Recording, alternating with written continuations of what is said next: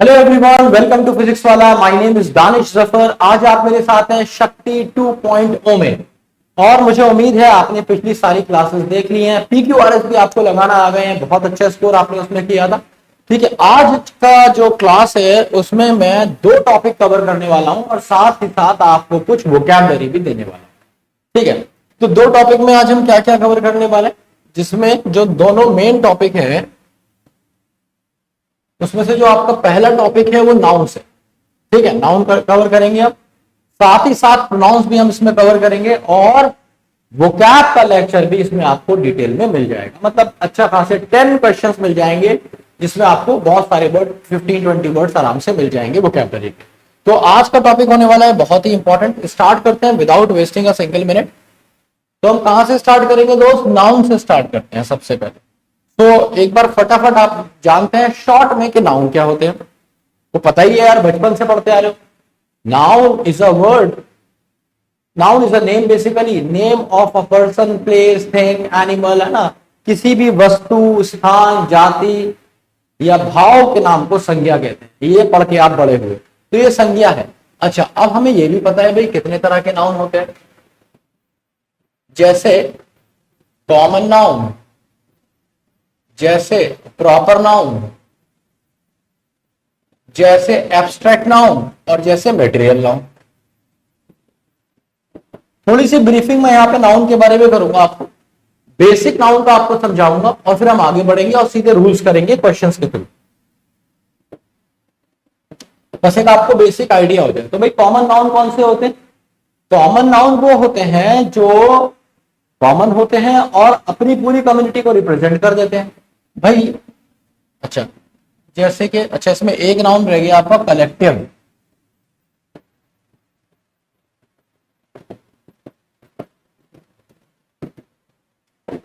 हाँ जी, तो common noun कौन कौन से होते हैं? कॉमन नाउन जैसे कि मैंने कहा किंग, एक कॉमन नाउन। ठीक है, एनिमल एक कॉमन नाउन है।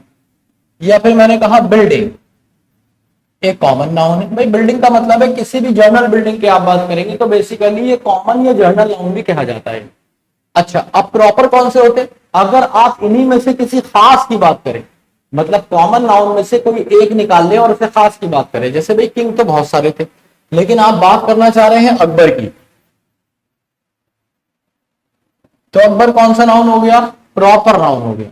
इसके बाद अगर नाउन तो हमारे पास बहुत सारे थे, पर अब आप प्रॉपर की बात करना चाह रहे हैं तो एनिमल में आपने मान लीजिए आपका पेट है, आपने पाल रखा है ना, उसका नाम है टॉमी।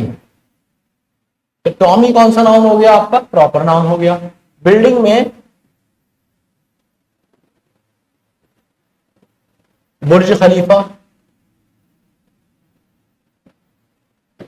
अब देखो सीधी बात है, खलीफा से आप वो मत समझना, है ना। मैं समझ रहा हूँ खलीफा से तुम कहां पहुंचते। तो बुर्ज खलीफा है ना, एक बहुत ही बढ़िया बिल्डिंग है। आप सब जानते हैं बिल्डिंग क्या है, एक बहुत ही मतलब एक स्काई स्क्रैपर है ना, दुबई में ना। एब्स्ट्रैक्ट नाउन क्या होते हैं? एब्स्ट्रैक्ट वो होते हैं इसको खा नहीं सकते, सूंघ नहीं सकते, देख नहीं सकते।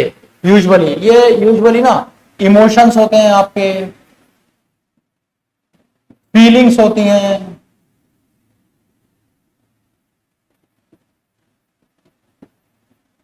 स्टेजेस ऑफ लाइफ होती हैं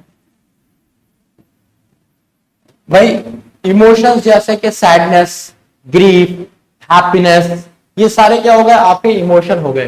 फीलिंग्स भी इसी तरह की होती हैं कि भाई जैसे आपने कहा लव, विश, डिजायर, हेट्रेड, ये सारी आपकी फीलिंग है। स्टेजेस ऑफ लाइफ जैसे आपने कहा एडल्टहुड, चाइल्डहुड, यूथ, ये सारे क्या है? स्टेजेस ऑफ लाइफ है आपके, है ना। ऐसे कुछ फिनोमिना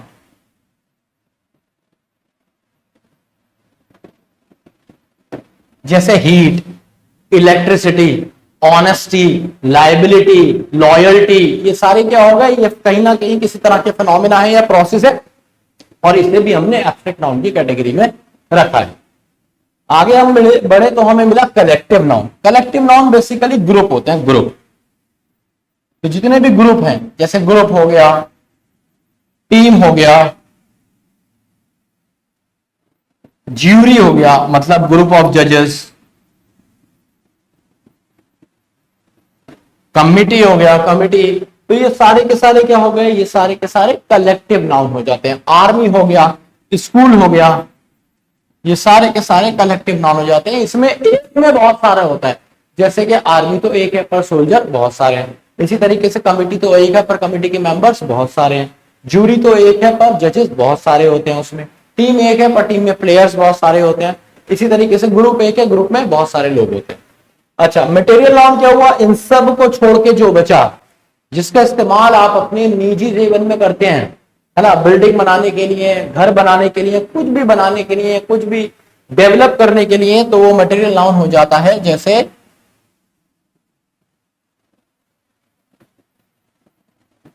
ब्रिक, स्टोन, प्लास्टिक, सारे मेटल्स, सारे के सारे इसमें आ जाते हैं। किसमें आ जाते हैं, मटेरियल नाउन में आते हैं। ठीक है, मेटल्स भी नॉन मेटल भी सारे के सारे मटेरियल नाउन में आ जाते हैं। ठीक है, तो ये हमारे पास 5 तरह के नाउन हो जाते हैं। अब मजेदार बात यह है कि इन 5 तरह के नाउन्स को भी हमने फर्दर क्लासिफाई कर दिया। इन 5 तरह के नाउन्स को भी हमने फर्दर क्लासिफाई कर दिया, कैटेगराइज कर दिया 2 पार्ट में। एक का नाम रखा हमने काउंट नाउन्स, और भाई दूसरे का नाम रखा हमने नॉन काउंट नाउन, जिसे आप बहुत सारी बुक्स में अनकाउंटेबल भी पढ़ेंगे। अब सवाल यह है कि सर क्या डिफरेंस होता है काउंट या फिर नॉन काउंट नाउन में। भाई मैं कुछ नाउन्स लिख रहा हूं, जरा ध्यान से देखना उन्हें। जैसे मैंने लिखा मनी, जैसे मैंने लिखा करेंसी, जैसे मैंने लिखा बॉयज, जैसे मैंने लिखा वाटर, मिल्क, राइस, फर्नीचर,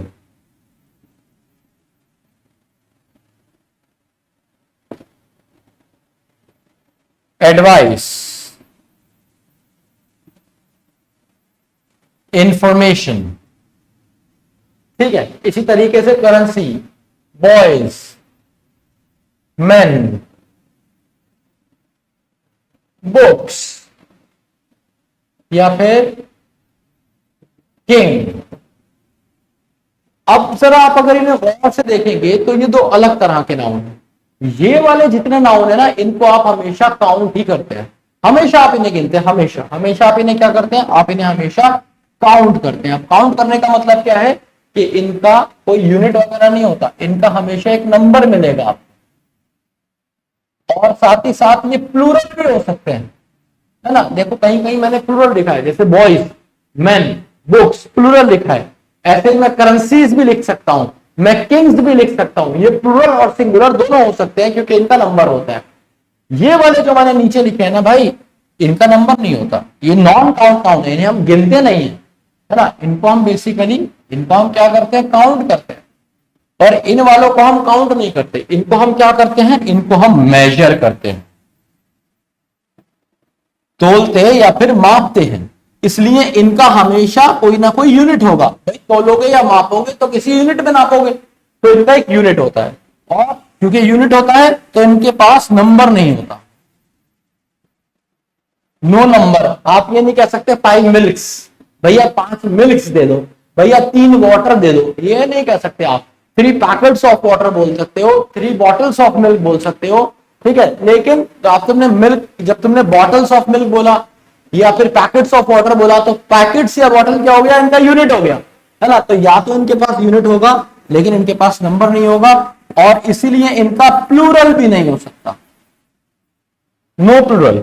आप ये नहीं कह सकते राइसेस, आई ईट अ लॉट ऑफ राइसेस, नहीं कह सकते, राइस ही कहोगे, है ना। तो इनका प्लूरल नहीं होता। इनके यूनिट को आप प्लूरल कर सकते हैं या सिंगुलर कर सकते हैं, डिपेंडिंग ऑन द क्वेश्चन। इतनी बात समझ में आई। एक बार शॉर्ट में बताता हूं।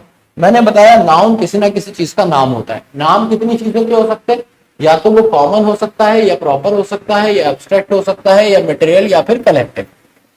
इसके बाद मैंने आपको बताया कि इन 5 नाउन को हमने फर्दर और डिवाइड कर दिया, इनका काउंट और नॉन काउंट नाउन बना के। जहां पे काउंट नाउन आपको किसी चीज की गिनती बताएगा, जबकि नॉन काउंट नाउन आपको किसी चीज का मेजरमेंट बताएगा। ठीक है, तो जो गिनती बताते हैं वो काउंट नाउन कहलाते हैं, और ये रहे उसके एग्जाम्पल्स। इनका कोई ना कोई नंबर होगा, प्लुरल होंगे और काउंट होंगे। ठीक है, नॉन काउंट जो होंगे इनका कभी कोई नंबर नहीं होगा, मेजर करेंगे यूनिट होगा, और ये कभी प्लुरल नहीं बनाए जा सकते। इतनी बात आपको समझ में आ गई होगी मुझे उम्मीद है। अब हम सीधे क्वेश्चंस में बढ़ेंगे और क्वेश्चंस के थ्रू ही नाउन्स को सीखेंगे और प्रोनाउन को भी सीखेंगे। ठीक है, सबसे पहले क्वेश्चन पे जाते हैं। हर क्वेश्चन को करने के लिए सिर्फ आपको टाइम मिलेगा 10 सेकंड का, है ना, क्योंकि मैं एक्सप्लेनेशन भी दूंगा और एक क्वेश्चन पे बहुत कुछ मिलेगा। Here we go for the first question. अच्छा, एक चीज और बताता हूँ नाउन और प्रोनाउंस के बारे में। ये स्लाइड अभी मैंने खाली छोड़ी है, इसे हम आगे जाके भरेंगे जब मैं आपको प्रोनाउंस के बारे में कुछ बताऊंगा। ठीक है, तो पहला क्वेश्चन आपके सामने, 10 सेकंड का समय आपके पास, वीडियो रोक के जल्दी से इसका आंसर दे दीजिए।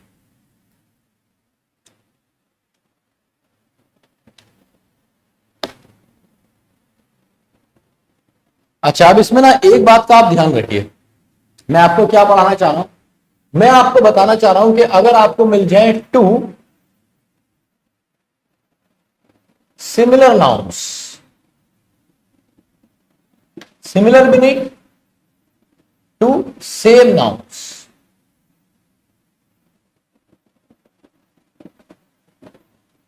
ठीक है, और प्रेपोजिशन क्या हो उनके बीच में हो,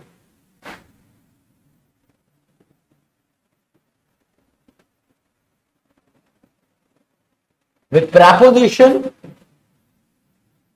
in the middle, तो याद रखिए both the nouns should be singular। तो दोनों नाउन कैसे होंगे? सिंगुलर होंगे। अब भाई इसका क्या मतलब हुआ? इसका मतलब हुआ कि जैसे लिखा ना पेज आफ्टर पेजेस, ये गलत हो गया, एक सिंगुलर एक प्लुरल। पेजेस आफ्टर पेज, ये भी गलत हो गया, एक प्लुरल और एक सिंगुलर। पेज आफ्टर पेज, बस यही सही आंसर है। C is the correct answer for this question. ठीक है, तो सेंटेंस का मतलब क्या है? सेंटेंस कह रहा है the child felt tired when he had friends reading page after page of his history book. तो पेज आफ्टर पेज का मतलब क्या है? एक के बाद एक page. C is the correct answer. अगर ये होता टाउन आफ्टर टाउन, तब भी हम ऐसे लिखते हैं, या फिर होता कहते ना he went door to door, तो town after town, door to door. क्यों? 2 सेम नाउन्स, बीच में प्रेपोजिशन, दोनों सिंगुलर रहेंगे। 2 सेम नाउन्स, बीच में प्रेपोजिशन, दोनों सिंगुलर रहेंगे। उम्मीद है क्वेश्चन समझ में आ गया होगा। सी इज द करेक्ट आंसर। ये बहुत ही मतलब फ्रीक्वेंटली एग्जाम्स में पूछे जाते हैं। Here we have question number 2। Answer बता दीजिए जल्दी से,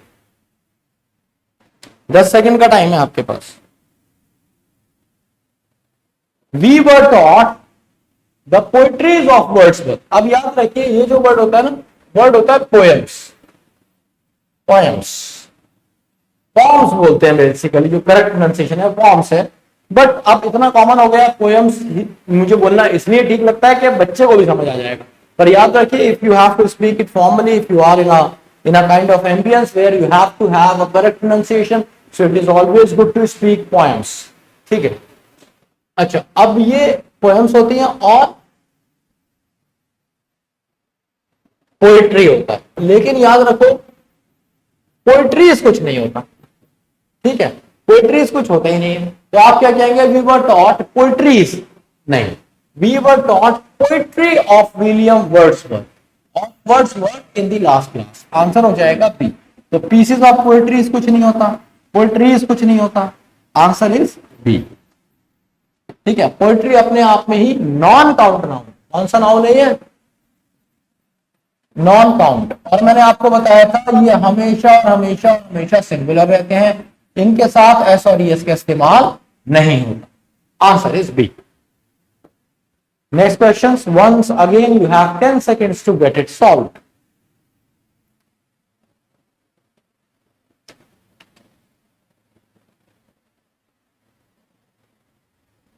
अच्छा, अब एक बात याद रखिए, अगर कोई भी चीज सीई या एस पे खत्म होती है या फिर देती है हिसिंग साउंड, हिसिंग साउंड कौन सी वाली हुई?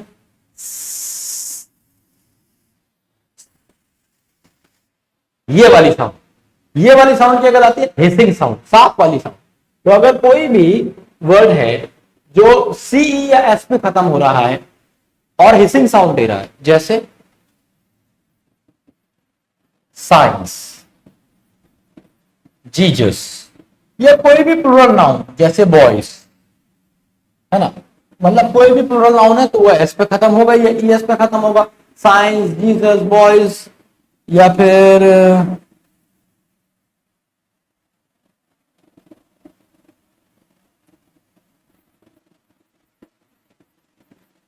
गणेश, है ना, एक फिर से हिसिंग साउंड आ गया लास्ट में गणेश में। तो जब आप इसमें एपोस्ट्रोफी लगाते हैं, है ना, का या की बताने के लिए, भाई एपोस्ट्रोफी क्यों लगाते हो? का या की लगाने के लिए ना, जैसे मैं तुमसे कहूं लायंस डेन, तो क्या मतलब हुआ? शेर की मांग। तो किसकी? शेर की। का या की पोजेशन बताने के लिए, अधिकार बताने के लिए। या फिर तुमने कहा मोहन्स फादर, तो क्या मतलब हुआ? मोहन के पापा, मोहन के पापा। तो के या का या की के बताने के लिए आप एपोस्ट्रोफी का इस्तेमाल करते हैं। अरे ये तो जानते ही हो ना। तो लायंस डेन, शेर की मांग, मोहन्स फादर, मोहन के फादर। तो ऐसी आप इसमें एपोस्ट्रोफी कभी भी ऐसे नहीं लगाएंगे, ऐसे नहीं लगाएंगे, ऐसे नहीं लगाएंगे, ये गलत तरीका है। किन वर्ड्स के साथ? जिनमें हिसिंग साउंड होगी, टी एस पे खत्म हो रहे होंगे, तो आप उसमें एपोस्ट्रोफी कैसे लगाएंगे? कुछ इस तरीके से, जैसे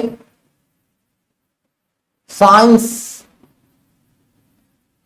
अचीवमेंट्स, के साइंस के अचीवमेंट्स, तो एस या ई एस नहीं लगाया। या फिर आपने कहा जीसस, तो जीसस इतना एस लगाओगे ना तो वो ज्यादा ही सुसु सुसु हो जाएगा लास्ट में, इसलिए एस या ई एस नहीं लगाना, क्योंकि इसमें ऑलरेडी वो वाला साउंड है। तो जीसस प्रीचिंग्स, मतलब तो जीसस ने लेसन सिखाए, तो उसकी बात कर रहा है जीसस प्रीचिंग्स। अच्छा, बॉयज अगर प्लूरल लिखा है तो एक एस थोड़ी लगाओगे, सीधे ऐसे कर दोगे, बॉयज हॉस्टल, ठीक है, एक और ऐसे लगाओगे, ऐसे गलत हो जाएगा, है ना। गणेशास टेम्पल, तो गणेशास ऐसे लिखोगे, बस टेम्पल, ये बात आप याद रखना। तो जब भी का या की बताना होगा, किसी ऐसा वर्ड, किसी ऐसे वर्ड का जो अंत होता हो सी या एस पर, या देता हो हिसिंग साउंड, तो आप क्या करेंगे? उसके साथ एपोस्ट्रोफी बिना एस के लगाएंगे। कैसे लगाएंगे दोस्त? विदाउट एस या फिर ई एस के आप एपोस्ट्रोफी लगाते हैं। अच्छा, जब आपने कहा she took somebody else, else में भी हिसिंग साउंड आ गया, तो बस एपोस्ट्रोफी ऐसे लगा देंगे। तो शी टुक समबडी एल्स पास, उसने किसी और का पास ले लिया और एंटर कर गई कहां पे? म्यूजियम में। देख रहे हो लड़की की चालाकी? B is the correct answer. Question आसान था, आगे आराम से कर दोगे। तो ये ऐसे है ही नहीं, नाउन के क्वेश्चन ऐसे नहीं होते जिसमें बहुत ज्यादा कॉन्सेप्ट हो, चीजें बस याद करने वाली होती है और करते करते आ जाती हैं। अगला क्वेश्चन, फिर से 10 second.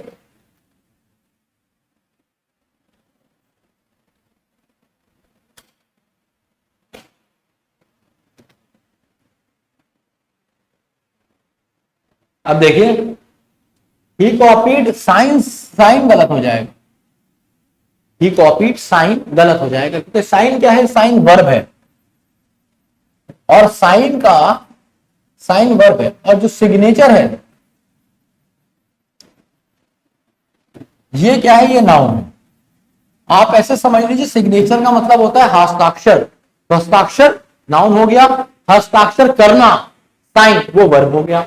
So he copied the signature of his mother. Report card में मम्मी के साइन करें कभी? मैं बताऊंगा नहीं मैंने करे या नहीं करे, अच्छी बात नहीं है ना, इसलिए नहीं बताऊंगा। बचपन में तो कर ही देते हैं शायद सब। अगला क्वेश्चन, अब देखिए इस पे क्या मजेदार कॉन्सेप्ट है। ऐसी कोई भी चीज जिसकी दो टांगे हो, क्या बताया मैंने? एनी नाउन या फिर थिंग हैज टू लेग्स। पहली बात क्या है? दो टांगे होनी चाहिए। ये देसी रूल है, ये बस तुम्हें समझाने के लिए है, ये एब्सोल्यूट रूल नहीं है, देसी रूल है, समझाने के लिए है कि कुछ भी याद कराने के लिए, बस एब्सोल्यूट रूल नहीं है। सो एनीथिंग, एनी नाउन या thing has two legs.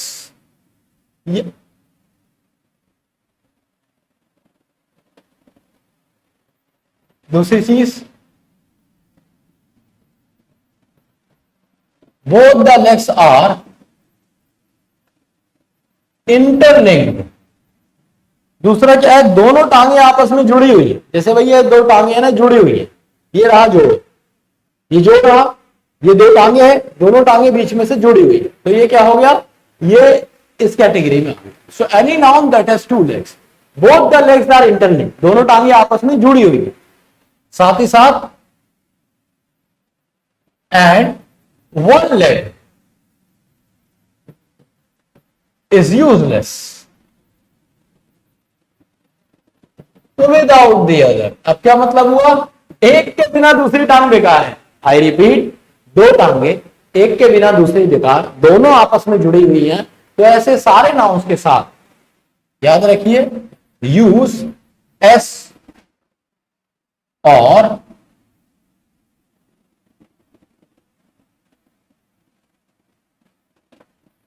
ES, ये हमेशा प्लूरल फॉर्म में यूज होंगे और अपने साथ प्लूरल वर्ब देंगे। अब तुम सोचोगे सर इसमें कौन कौन से नाउन आ गए, भाई जैसे स्पेक्टिकल्स, गॉगल्स, ठीक है, या फिर प्लायर्स।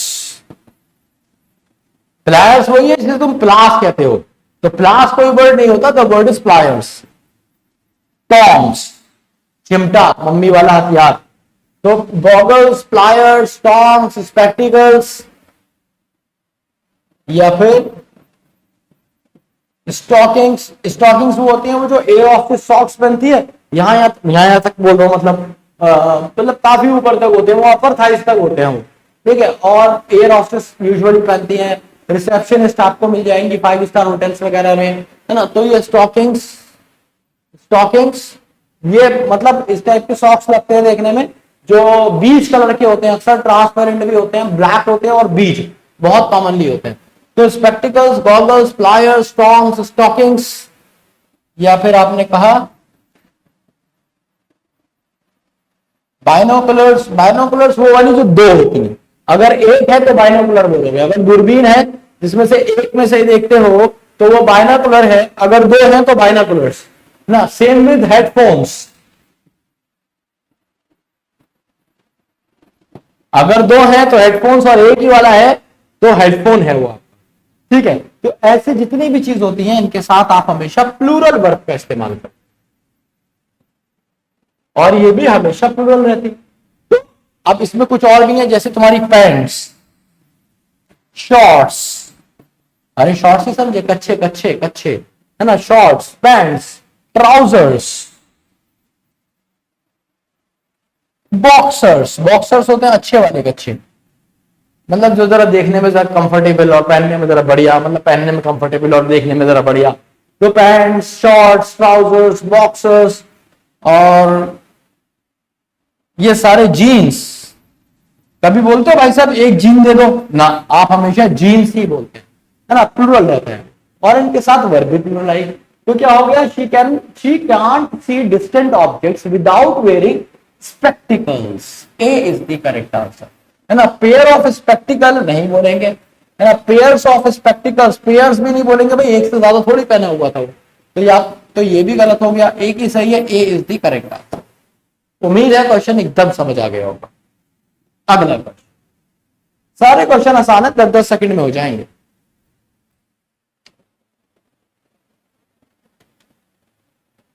मजेदार बात यह है कि आपको हर पेज पे ना एक कॉन्सेप्ट मिल रहा है।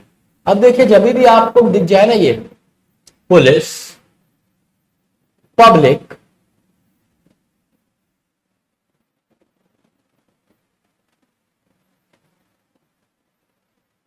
Infantry, cavalry, vermin, cattle, gentry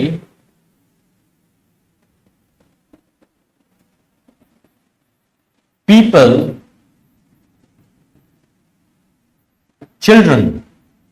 तो police, public, vermin, cattle, gentry, infantry, cavalry, people, children, ये सारे के सारे प्लूरल होते हैं भाई। सारे कैसे होते हैं? प्लूरल। अच्छा, इनमें से कुछ के मीनिंग में तुम परेशान हो रहे होगे तो मैं बता देता हूं। जैसे भाई पहला वाला है इन्फेंट्री। इन्फेंट्री का मतलब क्या होता है? इन्फेंट्री का मतलब होता है पैदल सैनिक, सोल्जर्स ऑन फुट। कैवलरी का क्या मतलब होता है?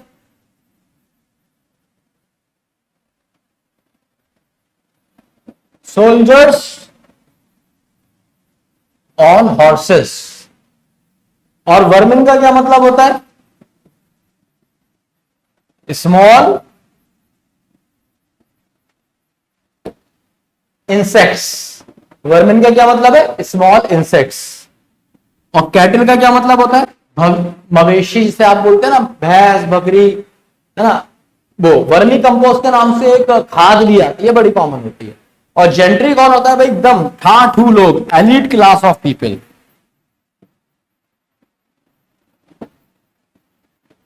एकदम अमीर चमकते हुए लोग। चिल्ड्रन और पीपल तो आपको पता है, इन सब के साथ आप हमेशा प्लूरल वर्ब का इस्तेमाल करेंगे। तो द पुलिस वॉज नहीं होगा, या तो वर होगा या फिर आर होगा। ठीक है, तो इस सिंगुलर है, नहीं आएगा। हैज सिंगुलर है, नहीं आएगा। एक ही बचा आर। C is the correct answer. कितना पप्पू क्वेश्चन था और कॉन्सेप्ट भी आपको मिल गया। Here we go for the next question.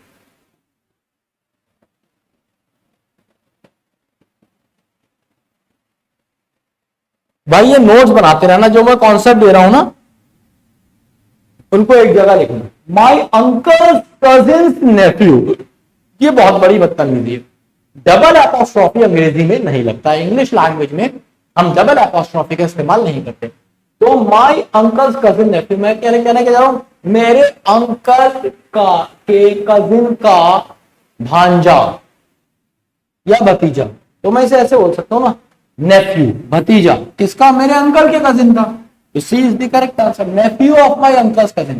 तो डबल नहीं लगाएंगे, सिर्फ अंकल के साथ लगा देंगे। और नेफ्यू को आप क्या करेंगे? नेफ्यू को ऐसे ही रहने देंगे। ठीक है, नेफ्यू ऑफ माई, नेफ्यू किसका? Of my uncle's cousin. तो हम एपोस्ट्रॉफी दो तरीके से दिखाते हैं, मतलब पोजेशन दो तरीके से दिखाते हैं, या तो ऑफ से या फिर एपोस्ट्रॉफी से। या तो ऑफ से या फिर एपोस्ट्रॉफ एस से हम क्या दिखाते हैं? पोजेशन दिखाते, अधिकार। ठीक है दोस्त, तो आंसर हो जाएगा C. Next question. His cousin brother is an eminent poetess। अब eminent का क्या मतलब होता है? फेमस। और poetess का क्या मतलब होता है? Female poet. अब सवाल क्या है कि कजिन कौन होता है और ब्रदर कौन होता है? ये दोनों अलग अलग रिश्ते होते हैं। अगर आप पूरी दुनिया में कल्चर्स देखेंगे ना, तो लोग कजिन से शादी कर लेते हैं। क्रिश्चियंस में भी हो जाती है, मुस्लिम्स में भी हो जाती है ना। और बहुत सारे क्लैंस ऐसे हैं जहां पे इसी में करनी भी होती है। ठीक है, तो उनका ऐसा मानना होता है कि जो ब्रदर या सिस्टर होता है वो वही होता है जो सेम पेरेंट को बिलोंग करता है ना। एक भी पेरेंट बदल गया तो सब बदल जाता है। तो ऐसा अंग्रेज का मानना है। तो वो कहता है भाई कजिन सिस्टर कुछ नहीं होता, या तो कजिन ही होती है, चाचा की बेटी, ताऊ की बेटी, मामा की बेटी, मामी की बेटी, या तो कजिन ही होगी, या फिर वो सिस्टर ही होगी जो अपनी सगी बहन है। समझे मेरी बात? पर हमारे यहाँ क्या होता है भाई, मामा की बेटी भी बहन है, चाचा की बेटी भी बहन है। हम मानते हैं, हमारा कल्चर अलग है। पर अंग्रेजी से नहीं मानते, इसलिए कजिन सिस्टर कुछ नहीं होता, इसीलिए कजिन ब्रदर भी कुछ नहीं होता, है ना। तो हिज कजिन बोलेंगे आपसे, his cousin is an eminent poet's, कि उसकी जो कजिन है वो बहुत फेमस पोएटिस है। कजिन से कोई मतलब नहीं है क्योंकि आगे ये सिंगुलर ही है, poetess. Answer is B. Clear हो गया? तो याद रखिए कजिन एक अलग रिश्ता है और सिस्टर एक अलग रिश्ता है अंग्रेजी भाषा के संदर्भ में। अगला क्वेश्चन, क्वेश्चन नंबर 9।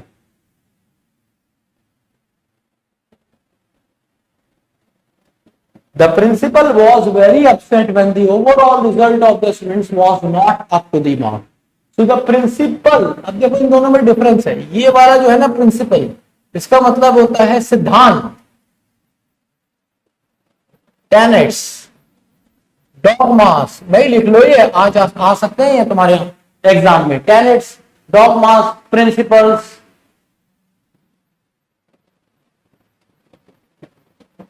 कॉन्विक्शंस, बिलीव्स, ये सब एक ही माँ के बच्चे हैं, है ना। अब ये वाला जो प्रिंसिपल है ना, ये प्रिंसिपल PAL वाला, ये होता है हेड, किसी स्कूल का head. So the principal was very upset, it should be ये वाला बी, इसके साथ वर नहीं आएगा, वॉज आएगा। Answer is B. ये भी गलत, answer is B. B is the correct answer for this question. Clear हो गया क्वेश्चन? अगला क्वेश्चन।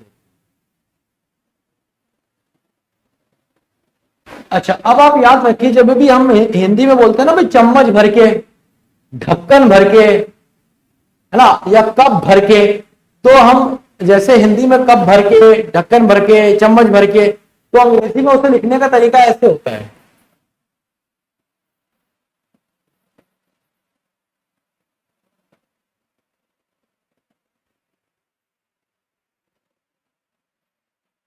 कप फुल्स, कैप फुल्स, कप भर के, ढक्कन भर के, या फिर स्पून फुल्स, ऐसे लिखते हैं। स्पून्स यहां पे एस नहीं लगता, ये गलत तरीका है ना। तो इट शुड बी ए। ये डबल एल इसमें आता नहीं है, ये इसलिए गलत हुआ, और इसमें तो ऐसी नहीं है, तो ये गलत हुआ। So the doctor prescribe him to take 2, है ना, ये सिंगुलर है। प्लूरल कैसे होगा इसका? ऐसे होगा प्लूरल इसका, ऐसे। Capsule,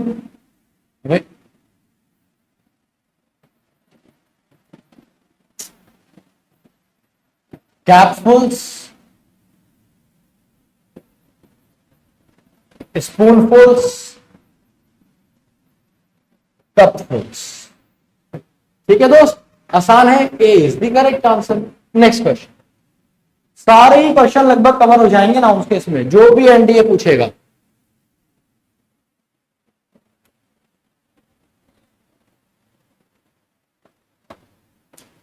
They wanted to stay in a 5 stars hotel, गलत हो गया, 5 सितारों का होटल थोड़ी है ये।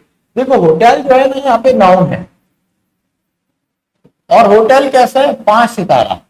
तो ये एडजेक्टिव हो गया, क्योंकि ये होटल के बारे में कुछ भी बता रहे हैं, है ना। एडजेक्टिव कौन होते हैं? विशेषण होते हैं, जो किसी नाउन या किसी क्रिया या फिर किसी सर्वनाम की, किसी संज्ञा या फिर सर्वनाम की विशेषता बताते हैं। In the same manner 5 star क्या हो गया? एक एडजेक्टिव हो गया, किसी नाउन या फिर प्रोनाउन को मॉडिफाई कर रहा है, क्वालिफाई कर रहा है ना। तो ये कैसा रहेगा? ये सिंगुलर रहेगा। एडजेक्टिव कभी प्लूरल नहीं होते। अरे कभी तुम लिखते हो goods, he is very bad, या फिर ऑनेस्ट, वाइजेस, ये हम कभी नहीं लिखते, है ना, क्योंकि ये कौन है? ये एडजेक्टिव है, एडजेक्टिव। ठीक है, ऐसे ये एडजेक्टिव ऑफ नंबर है, तो हम इसे इस तरीके से लिखते हैं 5 स्टार। बीच में हाइफन लगाते हैं, अगर हाइफन नहीं भी लगाते हैं तो सीधे 5 स्टार बस। ठीक है, 5 star. C is the correct answer. Next question. अब मैंने आपको बताया था का या की के लिए, का या की के लिए हम एपोस्ट्रोफी का इस्तेमाल करते हैं। तो यहां पे भी का या की का इस्तेमाल हो रहा है। The commander in chief's voice, है ना, the commander in chief's voice was not audible when he tried to make a call. तो द कमांडर इन चीफ्स, उसकी, ये बिल्कुल सही है, कोई गलती नहीं है, नो इंप्रूवमेंट आंसर होना चाहिए। ठीक है, अब ये कमांडर्स, अब ये गलत हो गया, है ना। एपोस्ट्रोफी कभी भी कमांडर्स के साथ नहीं लगेगी, जहां पे commander in chief, lieutenant in charge, या जो भी, जहां पे वो वर्ड खत्म हो रहा होगा उसके लास्ट में लगेगी। ठीक है, तो it should be no improvement, D is the correct answer. ये यहां नहीं लग सकती, यहां भी नहीं लग सकती, कोई और जगह नहीं है, सिर्फ आप लास्ट में लगाएंगे कमांडर इन चीफ में या कहीं पे भी जहां पे हाइफन लग के लास्ट में चीफ या फिर कुछ भी आता है। तो answer is D. Next question. ये सारे छोटे छोटे क्वेश्चन है जो आपको याद रखने हैं। जैसे भाई आपने, ये ग्रुप की बात हो रही है ना, बेबी क्या होता है, it's a kind of a group. पर ये ग्रुप किसका होता है, बॉयज का हो सकता है, डियर के ग्रुप को भी आप बेबी बोलते हैं, है ना। लार्क, चिड़िया होती है, चिड़िया लार्क्स, उनके ग्रुप को भी आप क्या बोलते हैं, बेबी बोलते हैं। सिंगर्स के ग्रुप को आप नहीं बोलते हैं, सिंगर के ग्रुप को आप क्वायर बोलते हैं, क्वायर, CHOIR, क्वायर। ये क्या होता है, ग्रुप ऑफ सिंगर्स। ठीक है। अगर ग्रुप ऑफ पीकॉक है, ग्रुप ऑफ लायन है, इसमें क्वेश्चन आता है तो इसे हम प्राइड बोलते हैं, pride of peacock, pride of lion. अगर वुल्फ्स है, डॉग्स हैं, तो इनके को क्या बोलते हैं, pack, pack of wolfs, pack of dogs, हमेशा याद रखेगा। ठीक है। सो बेबी नहीं होगा, यहां पे कॉइर होगा। कंपनी हमें पता है, क्लस्टर किसका होता है, स्टार्स, स्टार्स का क्लस्टर होता है। Answer is B. तो देखिए एक ही पेज पे आपको कितना सारा माल मिल गया, कहीं से भी क्वेश्चन पटेगा 1 नंबर खा जाएंगे, सॉरी 4 नंबर खा जाएंगे आप एक क्वेश्चन से। अगला question, question number 14।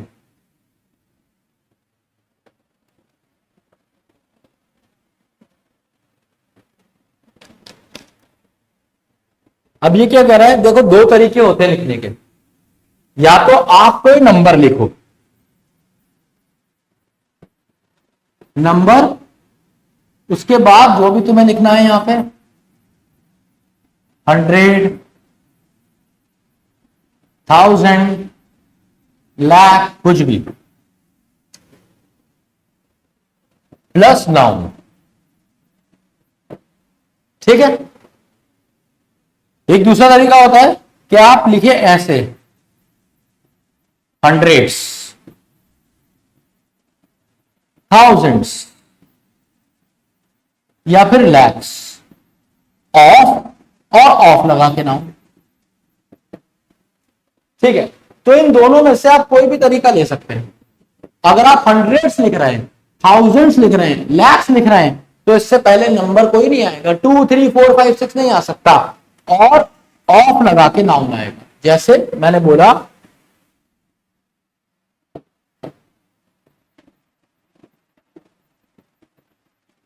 Thousands of people, आसान हो गई ना कहानी।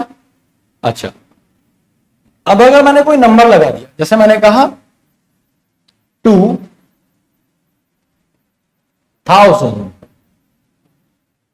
पीपल, तो आप इसे ऐसे लिखेंगे। कहने का मतलब है अगर आपने नंबर लिखा है तो ऑफ नहीं लिखेंगे, अगर कोई नंबर नहीं है तो आप ऑफ लिख सकते हैं। ठीक है। तो ये प्लुरल रहेगा, इस केस में यहां पे सिंगुलर रहेगा। सो हंड्रेड्स ऑफ स्टूडेंट्स होगा, हंड्रेड्स ऑफ स्टूडेंट्स, सैकड़ों विद्यार्थी, हंड्रेड्स ऑफ स्टूडेंट्स। हाँ, स्टूडेंट नहीं होगा, प्लुरल रहेगा, ये भी गलत। तो हंड्रेड्स ऑफ स्टूडेंट, जैसे थाउजेंड्स ऑफ पीपल, पीपल भी प्लुरल और थाउजेंड भी प्लुरल, है ना। तो यही आंसर होगा बी, हंड्रेड्स स्टूडेंट्स, ये गलत हो गया। या तो बोलता 100 स्टूडेंट्स, तब ठीक होता है। इसे ठीक करने का क्या तरीका है,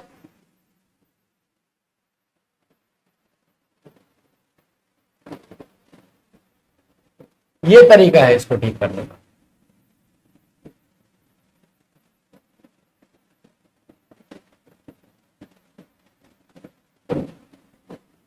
ठीक है, answer is B. Next question, फिर आ गया क्वेश्चन। अब ये क्या कह रहा है, हर टू, अब मैंने आपको बताया था जैसे सिस्टर इन लॉ है, या फिर ये वाला क्वेश्चन अभी याद होगा, पीछे कराया था, कमांडर इन चीफ है। अब भाई अगर तुम्हें इसमें एपोस्ट्रॉफी लगानी है तो यहां लगाओगे, ठीक है, लेकिन अगर प्लूरल बनाना है इसे तो प्लूरल यहां लगता है, आगे नहीं लगेगा, नाउन के साथ लगेगा। जैसे सिस्टर्स इन लॉ, सही है, सिस्टर इन लॉस, ये एपोस्ट्रॉफी लगाई, ये भी ठीक है। सिस्टर्स इन लॉस, तो ये सालियां, एक से ज्यादा होंगी, ये तीनों ऑप्शन सही है। अब ये इस हिसाब से यहां पे क्या आना चाहिए, हर टू सिस्टर्स, अब दो यहां पे प्लूरल की बात कर रहे हैं, her two sisters in law, उसकी दो सालियां, ठीक है, उसकी दो सालियां, तो her two sisters in laws have been practicing, practice कर रही हैं मेडिसिन यूनाइटेड स्टेट में, तो बिल्कुल सही है। ये यहां पे प्लूरल बनाना है, दो है, प्लूरल बनाना है तो सिस्टर के साथ लगेगा, लॉ के साथ नहीं लगेगा। Sisters in law, answer is ए।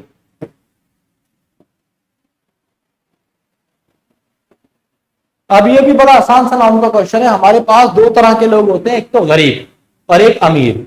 जो अमीर होते हैं उन्हें हम हैव्स बोल देते हैं, ठीक है, और जो गरीब होते हैं उन्हें हम बोल देते हैं have nots.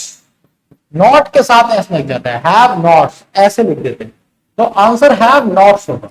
The having nots नहीं, the have nots are help by NGO. जो गरीब है वो हमारी एनजीओ द्वारा उनकी मदद की जाती है। अब एक सेंटेंस इसको और देख लो,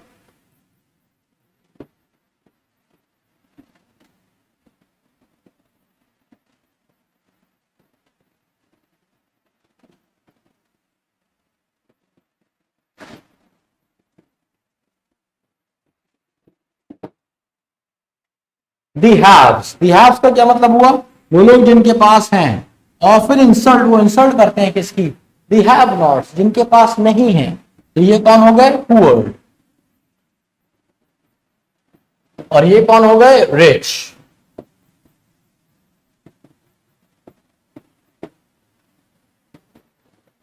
answer is B. Next question,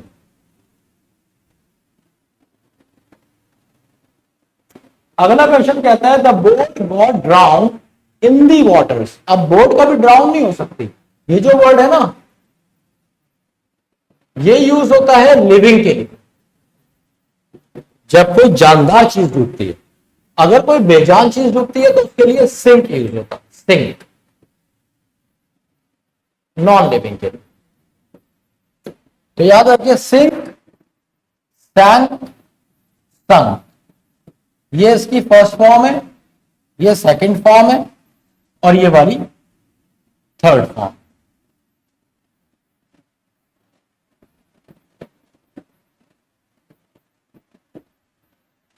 ठीक है, so it should B sunk. Got के साथ हमेशा थर्ड फॉर्म आती है।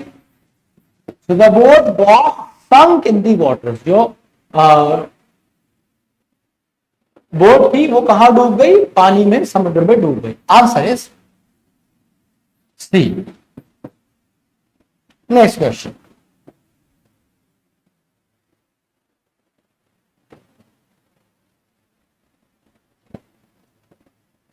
अगला क्वेश्चन कहता है the minister accused of corruption, the minister accused of corruption got 2 summonses from the court. अब दो है। अब देखो समन क्या होता है, ये भी एक बढ़िया वर्ड है, इस पे क्वेश्चन आ जाता है।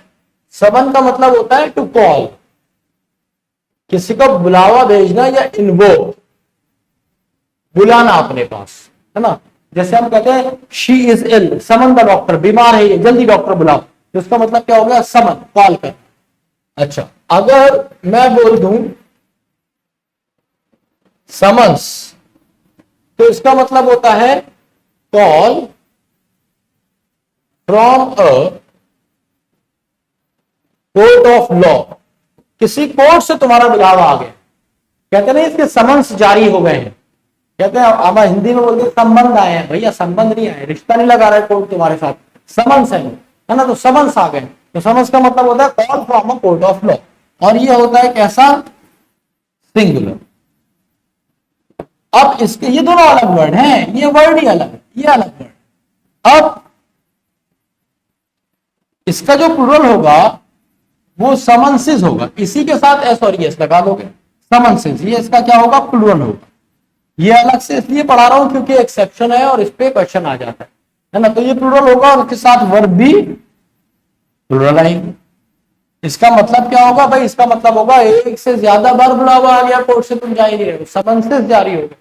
तो the minister accused of corruption got 2 समन्सेस, 2 समन आ गए उसके पास, जा नहीं रहा है फ्रॉम द कोर्ट, पर ये वक्त बनता नहीं है भाई। B is the correct answer. Next question,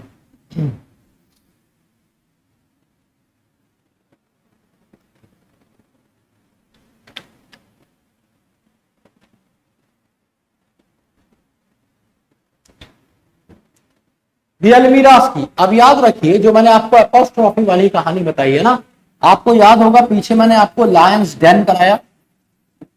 एक और बता देता हूं, टीचर्स नोट्स, टीचर के नोट्स, बिल्कुल सही, क्योंकि ये दोनों क्या है, लिविंग है। तो एपोस्ट्रोफी जो हम लगाते हैं ना, किसके साथ लगाते हैं, लिविंग बीइंग के साथ लगाते हैं। Apostrophe S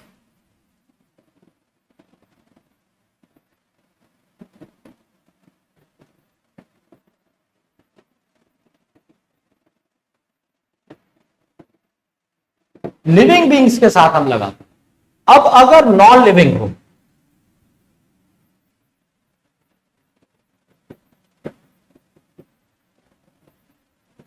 for non living use O F, of का इस्तेमाल करते हैं।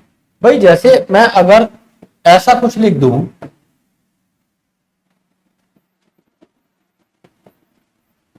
चेयर्स आर्म, वो जो चेयर के हत्थे होते हैं ना, इसमें हाथ रख के हम बैठते हैं, चेयर पर बैठते हैं, ऐसे हाथ रख लेते हैं, तो उन्हें आर्म बोलते हैं। तो चेयर्स आर्म बोल दूं तो ये गलत हो जाएगा, ठीक है। मुझे कहना क्या पड़ेगा, मुझे कहना पड़ेगा the arm of the chair, है ना। ऐसे ही मैं नहीं कह सकता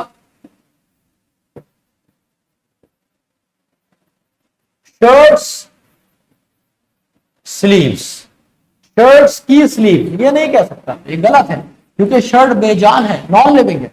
तो मुझे कहना पड़ेगा sleeves of the shirt, shirt की स्लीव्स, ठीक है, ऑफ लगा के आप ऐसी अलमीरा की, ये आप नहीं कह सकते कि अलमीरा नॉन लिविंग है। तो keys of the almirah, B is the correct answer, B, ठीक है दोस्त। नेक्स्ट क्वेश्चन, तो हर पेज पे आपको एक कॉन्सेप्ट मिला है। अब यहां पे देखिए, the Chopras have started a dance academy recently, तो ये चोपड़ास होगा, चोपड़ास होगा, B is the correct answer. यहां पे एपोस्ट्रोफी का कोई मतलब ही नहीं है, चोपड़ास का मतलब है चोपड़ा फैमिली,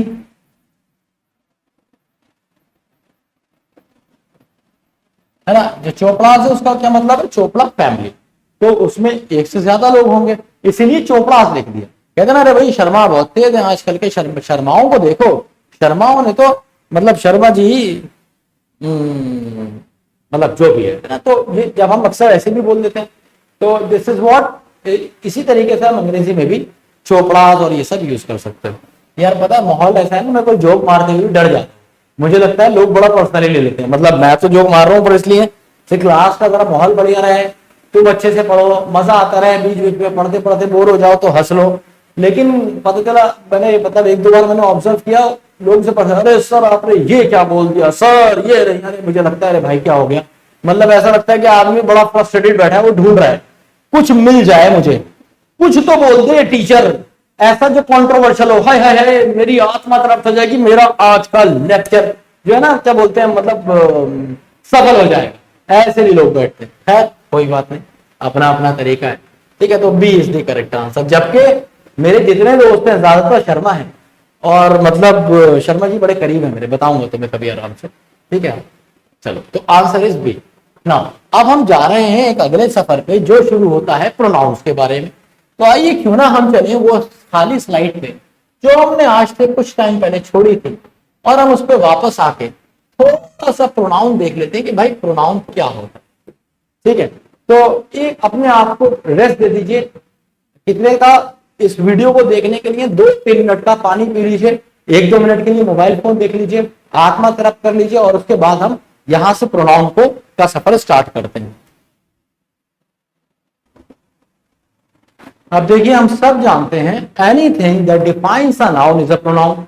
कोई भी चीज जो नाउन को डिफाइन करती है प्रोनाउन हो जाती है, नाउन की जगह पे इस्तेमाल होती है प्रोनाउन हो जाती है ना। जैसे I, we, you, they, he, she, it, who, whom, which, that, myself, himself, ये सारे के सारे प्रोनाउन होते हैं। अब तुमने सोचा होगा अरे सर इतने सारे बता दिए तो मैं कैसे याद रखूंगा? बहुत आसान है। लाइब्रेरी में कितनी सारी बुक्स होती हैं, पर लाइब्रेरियन को पता होता है कौन सी बुक कहां रखी है और किस चीज को बिलोंग करती है। क्यों? चीजों को कैटेगराइज कर लिया गया है। तो यहां मैं आपके प्यार में नाउन्स को प्रोनाउंस को कर रहा हूं कैटेगराइज। ठीक है, किसी की जगह पे भी इस्तेमाल होगा तो प्रोनाउन कराएगा, है ना। कितने तरह के होते हैं भाई? एक होता है सब्जेक्टिव, जिसे आप नॉमिनेटिव भी बोल देते हैं, है ना। इसमें कौन कौन से आते हैं? इसमें आते हैं तुम्हारे I, we, you, they, she, he, it, who, one. ये सारे के सारे सब्जेक्टिव प्रोनाउन। कहने का मतलब है कभी भी अगर किसी प्रोनाउन को सब्जेक्ट की तरह यूज करोगे तो इनमें से आएगा। मतलब अगर किसी के लिए वर्ब लगेगी, अगर किसी भी प्रोनाउन के लिए वर्ब लगेगी तो हमेशा वो इनमें से हो। अभी आगे और डिटेल में बताऊंगा। अच्छा भाई, दूसरे होते हैं ऑब्जेक्टिव। अब ऑब्जेक्टिव में क्या हो जाता है? ऑब्जेक्टिव में भैया आई का बन जाता है मी, वी का बन जाता है अस, यू यू ही रहता है, दे बन जाता है देम, शी बन जाता है हर, ही हो जाता है हिम, इट हो जाता है इट ही रहता है, हु हो जाता है हु, और वन भी वन ही रहता है। ठीक है, पहले मैं सारी कैटेगरी दिखा देता हूं फिर इन्हें एक्सप्लेन कर दूंगा। इसके बाद हमारे पास तीसरे नंबर पे आते हैं पजेसिव। पजेसिव केसेस, ये बड़े मजेदार होते हैं। अब पजेसिव कौन से होते हैं? पजेसिव वो वाले होते हैं जो पोजेशन दिखाते हैं, अधिकार दिखाते हैं, जैसे कि माई या फिर माई। जैसे कि वी का क्या हो जाता है? आर या फिर आर्स, यू का योर या फिर योर्स, देम का देयर या फिर देयर्स, हर या फिर हर्स, हिम का हिस ही रहता है, दोनों ही रहते, दोनों केस में ये लगाएंगे, अभी समझा दूंगा कैसे। इट का इट्स, और हुम का हो जाता है हुस, वन के साथ लग जाता है एपोस्ट्रोफी। ये हमारे तीसरे तरह के प्रोनाउन होते हैं जो पॉजिटिव कहलाते हैं। अब एक चौथे भी होते हैं, जी हां चौथे भी होते हैं जिसे आप रिफ्लेक्सिव के नाम से जानते हैं। REFLEXIV, रिफ्लेक्सिव या फिर एम्फेटिक, दोनों नाम होते हैं इनके। ये कौन से होते हैं? ये सारे वो वाले प्रोनाउन हैं जिनमें सेल्फ लग जाता है, सेल्फ। जैसे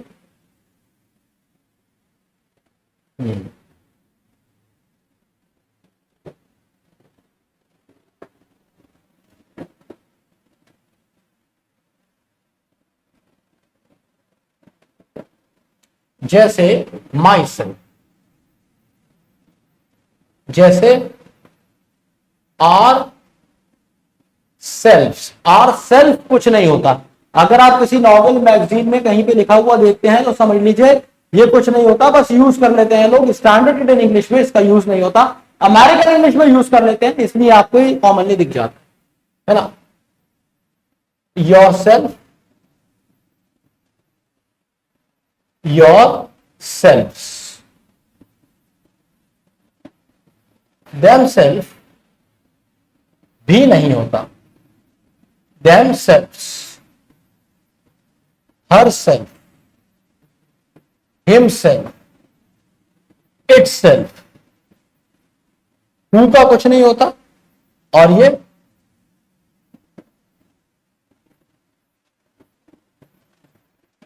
वन सेल्फ। तो ये होगा सारे प्रोनाउन जो हम आज की क्लास में आपके साथ डिटेल में डिस्कस कर लेंगे, है ना। क्या बढ़िया सा कलरफुल बोर्ड दिख रहा है। अब हम बात करते हैं कि यार इनकी यूसेजेस क्या है और इनको हम इस्तेमाल में कैसे लेंगे। तो देखो यूसेजेस इनके बड़े ही सिंपल है। कि सबसे पहले जो सब्जेक्टिव वो सब्जेक्ट की तरह आता है भाई। फॉर एग्जाम्पल अगर मैं लिखूं कुछ सेंटेंसेस लिख रहा हूं,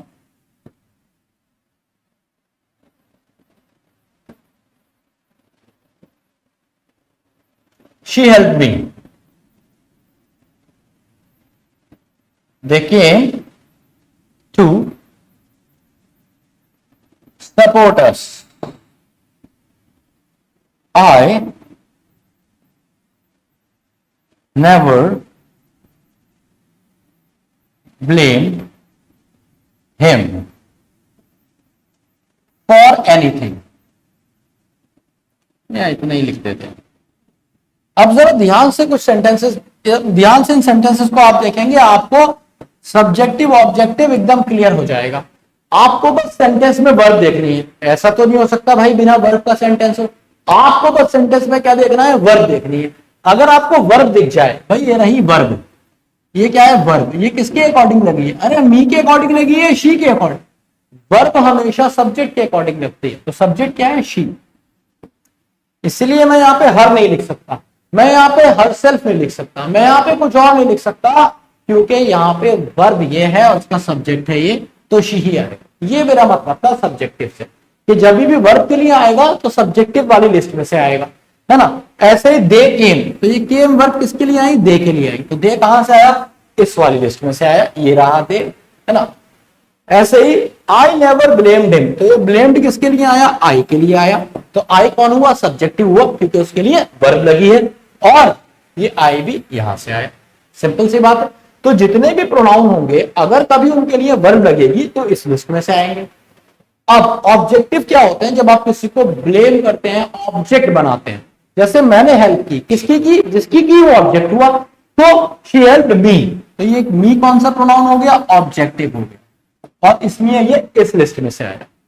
केम कौन सा प्रोनाउन हो, ये अस कौन सा प्रोनाउन हो गया, ऑब्जेक्टिव हो गया, है ना, इसलिए ये इस वाली लिस्ट में से आया। ऐसे ही हिम कौन सा प्रोनाउन हो गया, हिम ऑब्जेक्टिव प्रोनाउन हो गया, इसलिए ये इसमें से आया। तो क्लियर हो गया, सब्जेक्टिव जो सब्जेक्ट की तरह काम करते हैं, जिनके अकॉर्डिंग वर्ब लगती है, ऑब्जेक्टिव जिनके ऊपर काम किया जा रहा होता है, जो ऑब्जेक्ट बनाए जाते हैं। तो उम्मीद है ये वाला तो बिल्कुल समझ में आ गए होंगे, ये दोनों, ठीक है। अब जैसे जैसे वक्त के साथ आगे बढ़ेंगे तो हम क्या करेंगे, इन दोनों को भी सीखते जाएंगे जो बचे हुए, ठीक है। फिलहाल करते हैं क्वेश्चन, और क्वेश्चन से आपको बहुत कुछ सीखने को मिलेगा। क्वेश्चन वापस आते हैं कहां पे, प्रोनाउंस के पहले क्वेश्चन पे, question number 21।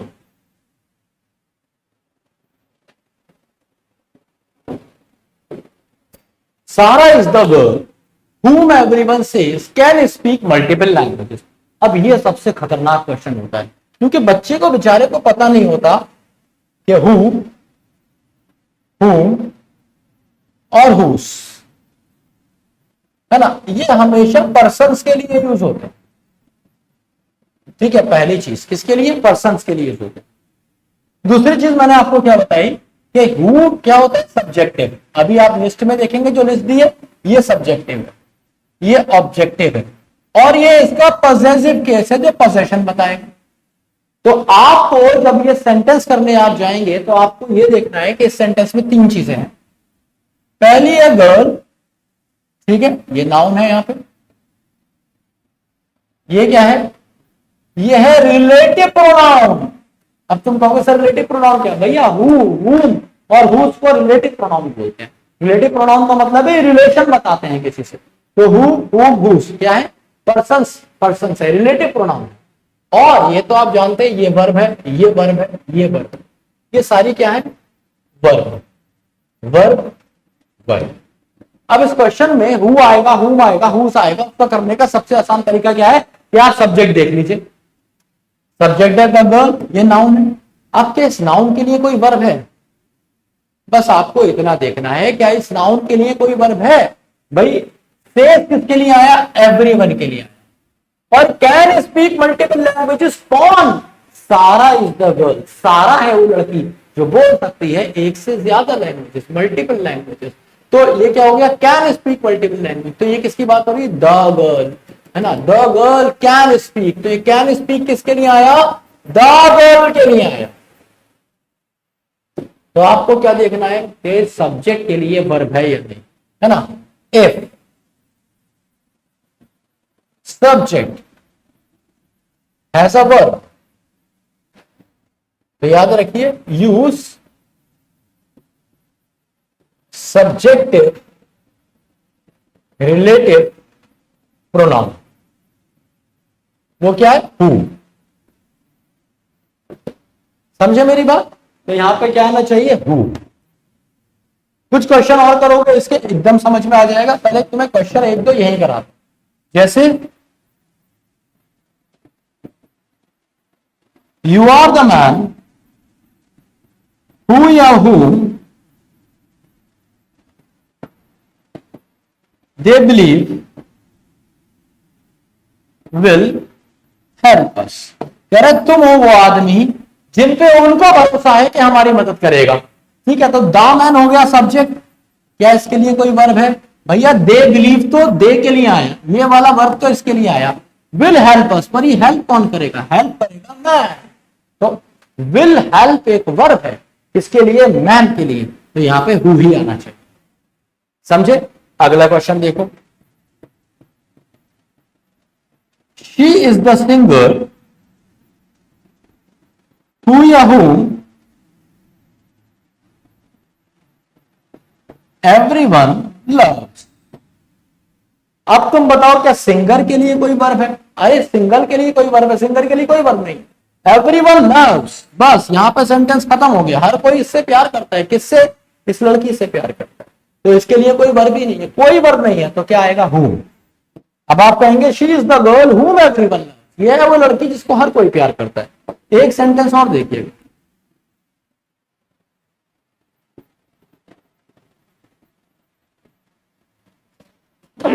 Sorry,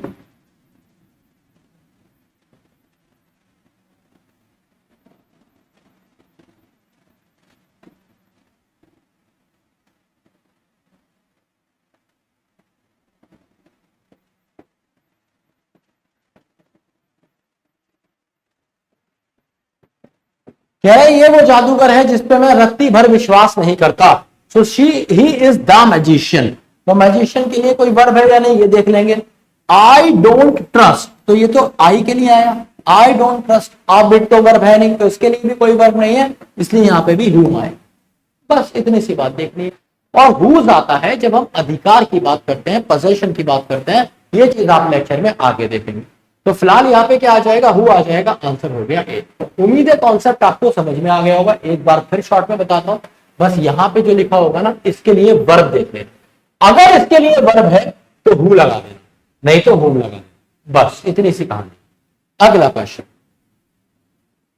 the oxen and the farmer who were working. अब देखो सेंटेंस तो ये भी सही हो जाता, लेकिन इसमें ऑक्सन आ गया। तो कहीं भी अगर बात हो जाएगी किसी एनिमल की या फिर थिंग की, अब भला से उसके साथ कोई पर्सन भी लगाओ, फर्क नहीं पड़ेगा। भला से उसके साथ कोई पर्सन भी लगाओ, फर्क नहीं पड़ेगा। रिलेटिव प्रोनाउन दैट का इस्तेमाल हो। क्या, इन केस ऑफ एनिमल या फिर thing, relative pronoun that. P is the correct answer. कहानी खत्म। ट्रेजर चेस्ट का मतलब है कि भाई उसका बक्सा, किसका, खजाने का बक्सा, treasure chest. Answer is B. Next question, ये बड़ा ही आसान रूल है भाई। जीवन में अगर तुमसे कोई गलती हो जाती है तो याद रखो सबसे पहले अपना नाम लोगे। मतलब अगर कोई नेगेटिव सेंटेंस है, अगर कोई नेगेटिव सेंटेंस है, नेगेटिव आइडिया है, तो जो सीक्वेंस ऑफ प्रोनाउन रहता है वो रहता है फर्स्ट पर्सन, उसके बाद सेकंड पर्सन, और उसके बाद थर्ड पर्सन, है ना। जैसे मैं कहूं I, you and Ravi,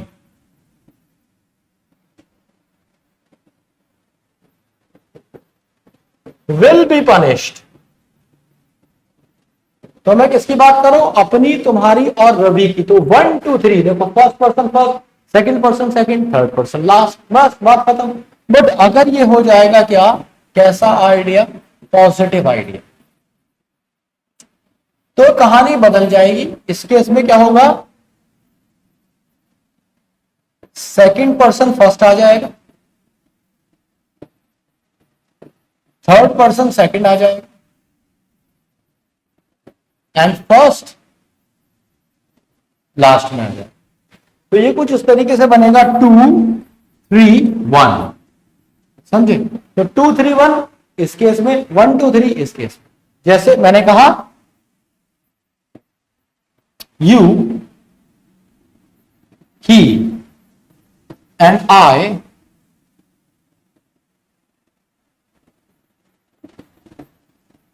are getting promoted. क्या कह रहा है? तुम्हें मुझे, क्या तुम्हें उसे और मुझे क्या किया जा रहा है? प्रमोट किया जा रहा है। इसको याद रखने का आसान तरीका है, ये रूल ऑफ कॉमन कर्टिसी है। इसे याद रखने का आसान तरीका है कि आप अगर कुछ गलत हुआ है तो पहले खुद को रखिए, और कुछ अच्छा हुआ है तो खुद को लास्ट में रखिए, बस, है ना। बाकी 1 2 3 2 3 1 सबसे आसान तरीका है। तो Jack, you and I were punished. अब पनिश्ड है नेगेटिव आइडिया, तो आप क्या कर देंगे? 1 2 3 कर देंगे, 1 2 3। Answer is B. First person, second person, third person, B is the correct answer. Clear? आसान क्वेश्चन, एकदम पप्पू क्वेश्चन भाई। Next question. अब याद रखो, कहीं भी तुम्हें इनमें से कोई दिख जाए, गेट दिख जाए, मेक दिख जाए, लेट दिख जाए, या फिर दिख जाए कोई प्रीपोजिशन, ठीक है? क्या दिख जाए? गेट दिख जाए, मेक दिख जाए, लेट दिख जाए, या कोई प्रीपोजिशन दिख जाए, तो इनके साथ आप हमेशा या तो लगाएंगे पॉसेसिव केस, ठीक है, या फिर लगाएंगे ऑब्जेक्टिव। नहीं समझे इसकी बात? बड़ा सिंपल है। जैसे मैं बोलूंगा लेट देम प्ले, या फिर लेट देयर चिल्ड्रन प्ले, दोनों सेंटेंसेस सही है, पर मैं ये नहीं बोल सकता लेट दे प्ले, ये इस बात का मतलब, ठीक है। या फिर मैंने कहा डोंट गेट हिम, या फिर हिज आइडियाज रॉन्ग, दोनों ही सही होंगे भाई, उसको गलत मत समझो या उसके आइडियाज को। तो ये हो गया पॉसेसिव केस, पोजेशन दिखा रहा है ना, हिज आइडिया, ये हो गया possessive case, their children, possession दिखा रहा है ना, हाँ। और ये हो गया ऑब्जेक्टिव केस, तो ये भी सही है और ये भी सही है, ये मैं बताना चाह रहा हूं। तो कहीं भी गेट दिख जाए, मेक दिख जाए, लेट दिख जाए, ऐसे करेंगे। प्रेपोजिशन के साथ भी आप ऐसे ही करेंगे, जैसे आपने कहा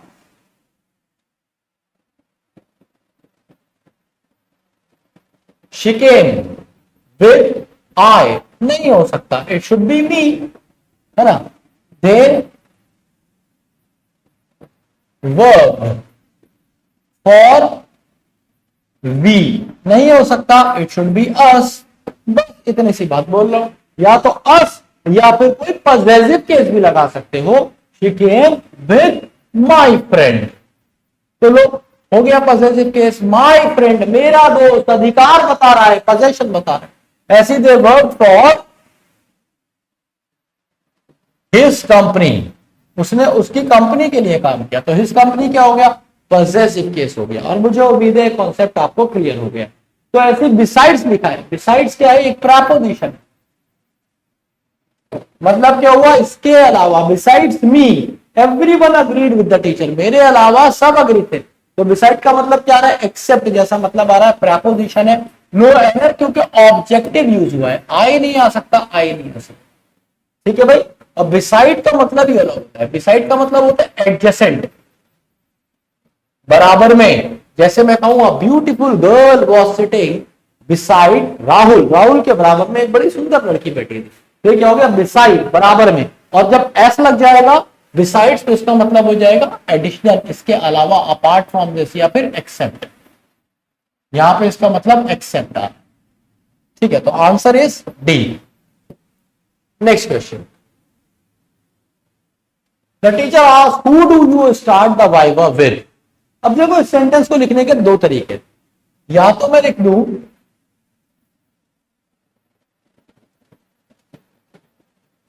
with whom do I start the viva।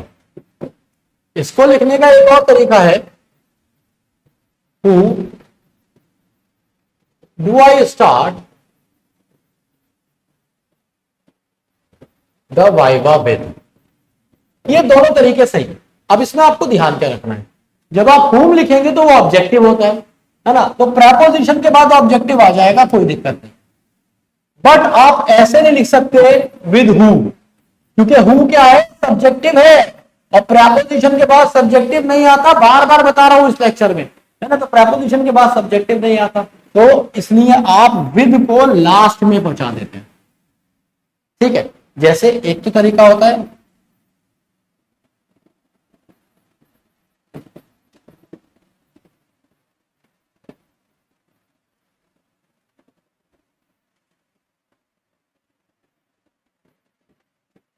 Who was the Ramayana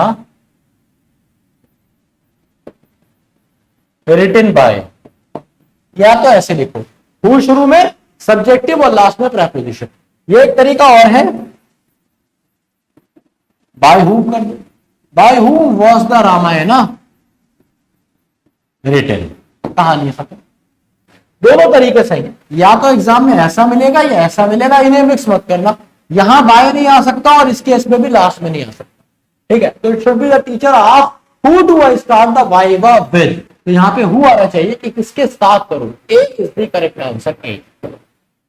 next question, सारे कॉन्सेप्ट मिल जाएंगे आपको इसमें, प्रेपोजिशंस के, मतलब प्रोनाउंस के, और वो भी डिटेल में। अच्छा भाई, अब एक बार ना रिफ्लेक्सिव प्रोनाउन को समझते हैं, ये वाले।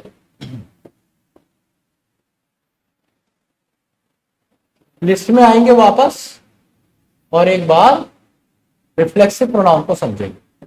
देखिए ये वाले जो होते हैं ना, ये रिफ्लेक्सिव, ये जो होते हैं ना, ये होते हैं ऑब्जेक्ट ऑफ द वर्ब। क्या होते हैं? वर्ब का ऑब्जेक्ट होते हैं, वर्ब का ऑब्जेक्ट होते हैं, मतलब ये बिना ऑब्जेक्ट के यूज नहीं होंगे, जब भी यूज होंगे वर्ब का ऑब्जेक्ट होंगे। सेल्फ वाले, सेल्फ वाले जब भी यूज होंगे ना, वर्ब का ऑब्जेक्ट होंगे। कैसे दिखाता, देख, जैसे कि मैंने कहा आई adapted according to the place। तो मैं कह रहा हूं मैंने जगह के हिसाब से क्या कर लिया, ढाल लिया अपने आप को। तो I adapted according to the place does not make sense. मुझे कहना पड़ेगा क्या, मुझे बताना पड़ेगा कि मैंने क्या अडेप्ट किया। तो मैं कहूंगा आई अडेप्टेड, या तो यहां पे बता दूं आई अडेप्टेड माई वेज, अपने तरीके, आई अडेप्टेड माई हैबिट्स, अपनी हैबिट्स, ये जो भी मैंने किया, अडेप्ट किया। अडेप्ट का मतलब होता है ढालना अपने। तो आप यहां पे या फिर सीधी सी बातें लिख देंगे myself, I adapted myself according to the place, मैंने खुद को अडेप्ट किया प्लेस के अकॉर्डिंग। तो ये काम होता है रिफ्लेक्सिव प्रोनाउन का। क्या काम होता है कि वो वर्ब का ऑब्जेक्ट बनता है। ये वर्ब है ना, ये इसी का ऑब्जेक्ट बनता है। जैसे एक सेंटेंस होते हैं, शी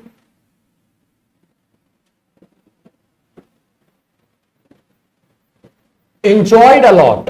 ये सेंटेंस ज्यादातर आपको सही लगता है, पर ये गलत, क्योंकि यहां पे एंजॉय बताया नहीं गया क्या किया। तो या तो आप बताइए I enjoyed the movie a lot, I enjoyed your class a lot, I enjoyed the food a lot. और अगर आप ये कहना चाह रहे हैं कि आपको बहुत मजा आया, तो आपको कहना पड़ेगा शी एंजॉयड, या आई एंजॉयड माई सेल्फ, या फिर शी है तो herself a lot. So she enjoyed herself. और ये काम होता है रिफ्लेक्सिव प्रोनाउन का। वो क्या करता है, ऑब्जेक्ट की तरह यूज होता है। ठीक है, अब ऐसे कौन कौन से वर्ब्स है जिनके साथ ऐसा होगा? हर वर्ब के साथ नहीं होगा, वो वर्ब जो ट्रांजिटिव है, जिन्हें अपने साथ ऑब्जेक्ट चाहिए, सिर्फ उनके साथ ही ऐसा होगा। मैं बताता हूं कौन कौन सी है। जैसे absent, acquit, enjoy, adapt, avail, reconcile. जिसका मीनिंग नहीं पता है मैं बता दूंगा, परेशान मत होना।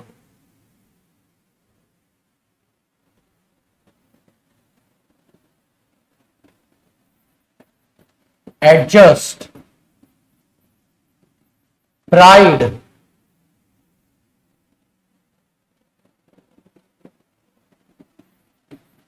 Apply,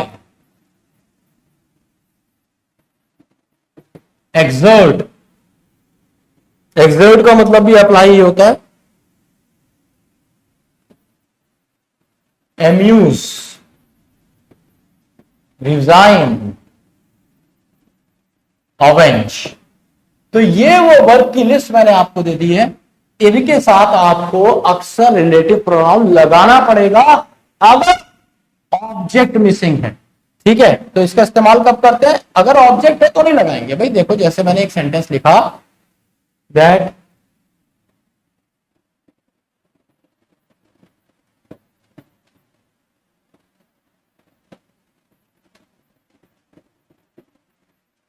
she adjusted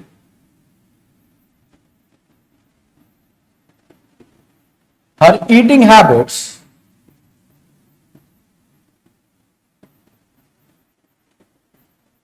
according to the weather. मौसम के हिसाब से उसने अपनी एडजस्ट, जैसे मतलब गर्मी पड़ रही है तो मांस मच्छी कम खाया, सर्दी पड़ रही है तो ज्यादा खाया, तो she adjusted her eating habits according to the weather. तो ये तो हो गई भाई बड़ी सिंपल सी बात, कोई दिक्कत नहीं है इसमें, है ना। अब अगर यहां पे कुछ गायब होता, थोड़ी देर के लिए आप मान लीजिए कि यहां पे ये वाला पोर्शन होता ही नहीं, ये हैबिट और ये ईटिंग, है ना। She adjusted according to the weather, तो सुनने में ठीक लगता है पर ये गलत होता है, इसको ऑब्जेक्ट चाहिए। इस केस में आपको यहां पे हर सेल्फ लगाना पड़ेगा, है ना। अगर ये नहीं होगा तो आपको हर सेल्फ लगाना पड़ेगा, अगर ये है तो हर सेल्फ आप नहीं लगाएंगे। बस यही काम होता है रिफ्लेक्सिव प्रोनाउन। ठीक है, अब हर वर्ग के साथ ऐसा नहीं होता। अब बात अगर आप कहोगे the elephant save the drowning man, है ना, एलिफेंट ने क्या किया? बचाया डूबते हुए आदमी को, एंड बेड हिमसेल्फ, और खुद को नहलाया। ये क्या बात है? खुद को नहलाया पॉन्ड में। अरे तो कोई और नहलाता था क्या उसे? खुद को नहलाया का क्या मतलब है? आदमी खुद को खुद ही नहलाता है, हाथी खुद को खुद ही नहलाता है, तो ये बात के साथ नहीं आता। इट शुड बी बेड, है ना, सिर्फ बेड आएगा, तो answer should be B. He the elephant save the drowning man, drowning man को उसने बचाया, and then bathed itself in, और खुद फिर पॉन्ड में बढ़िया से नहाया। B is the correct answer. Simple है। तो आपको क्या याद रखना है कि किसके साथ आना है और किसके साथ नहीं आना है। तो ये वाली तो लिस्ट वो है जिनके साथ आना है, मैंने लगाकर भी दिखाया, है ना। अब एक वो वाली लिस्ट भी आपको दे दूंगा इस क्वेश्चन पे जिनके साथ रिफ्लेक्सिव प्रोनाउन नहीं आएगा। पहले क्वेश्चन करिए, 10 सेकंड का टाइम।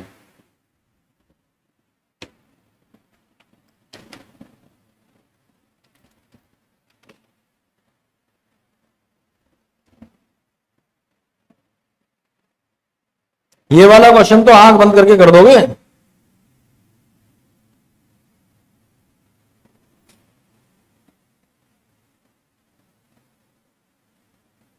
देखो, we visited the water park and enjoyed a lot. तो ये तो बताओ क्या एंजॉय किया? Enjoyed ourselves a lot, ourselves a lot. या फिर बताओगे we enjoyed the place a lot, we enjoyed the water a lot. या बताओगे we enjoyed food there a lot. कुछ भी बता सकते हो, बट अगर ऑब्जेक्ट नहीं है तो आवरसेल्व्स कहना पड़ेगा।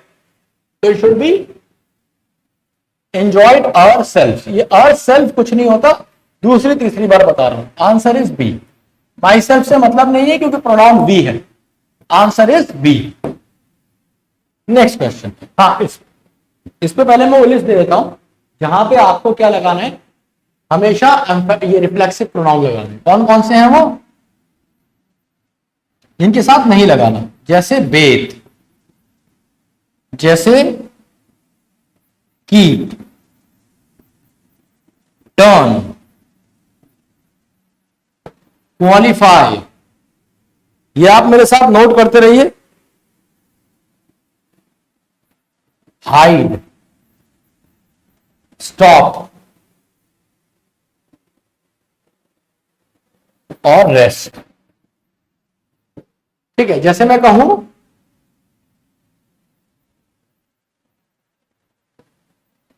आई qualified my self for the next round. तो क्या मतलब हुआ, मैंने खुद को क्वालिफाई कर लिया है अगले राउंड के लिए। क्या बात है, खुद को क्वालिफाई कर लिया, अरे क्वालिफाई हो गया, बस इसको हटा, माई सेल्फ हटा। ऐसे ही she hid herself behind the tree, उसने अपने आप को पेड़ के पीछे छुपा दिया। तो अपने आप, भाई मैं ये कहूं, मैंने ये एसी का रिमोट छुपा दिया, बात समझ में आ रही है, मैंने ये पेन छुपा दिया, बात समझ में आ रही है। यार ये क्या बात होती है कि उसने खुद को, कोई चीज थोड़ी है, तो इसलिए यहाँ पे हरसेल्फ नहीं आएगा, ये बड़ा सिंपल जाएगा, she hid behind the tree, वो छुप गई कहां, पेड़ के पीछे, कहानी खत्म हो गई। Answer is B. ठीक है, कॉन्सेप्ट भी क्लियर हो गया, और ये वो लिस्ट है वर्ब्स की जिनके साथ रिफ्लेक्सिव प्रोनाउन नहीं लगेगा। Do not use reflexive pronoun, इनके साथ नहीं लगेगा। नेक्स्ट क्वेश्चन, अब जल्दी जल्दी करेंगे, टाइम है कम, क्वेश्चन है ज्यादा। हाँ वैसे सारे कॉन्सेप्ट लगभग हो ही गए। The two friends fought with each other होगा, ये जो वन अदर है, वन अनदर, ये मोर देन टू के लिए होता है, मोर देन टू। जैसे मैं कहूं India, China and Russia should cooperate with each other। India, China और रशिया को एक दूसरे के साथ कोऑपरेट करना चाहिए, विद ईच अदर। तो ये बिल्कुल सही है ना, सॉरी विद वन एंड, क्योंकि दो से ज्यादा है, विद वन एंड, ये सही, क्योंकि यहां पे 1 2 3 तीन कंट्रीज की बात होगी, यहां पे टू फ्रेंड्स हैं, तो यहां पे ईच अदर नहीं, आप वन अनदर नहीं, ईच अदर। तो याद रखिए ईच अदर दो के लिए है और दो से ज्यादा के लिए वन अनदर। ये बस पप्पू पप्पू है, B is the correct answer. जो बच्चा थोड़ी बहुत रीडिंग करता है ना, उसे ये चीजें अपने आप आती हैं, बताने की जरूरत ही नहीं होती। नेक्स्ट क्वेश्चन,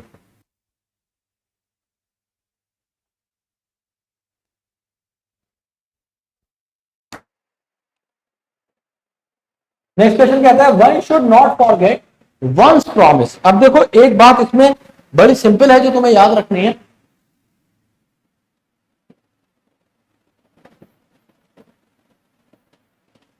यार याद कर रखनी है, मैं पहले तुम्हें पढ़ा तो चुका हूं, वापस लिस्ट पे लेके जाता हूं, इससे तुम्हें याद रहेगा कि ये लिस्ट क्यों दी है।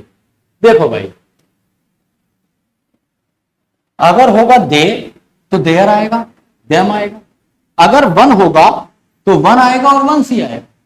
ही होगा, आ गया ही होगा तो हिम आएगा या हिस आएगा, है ना। इसी तरीके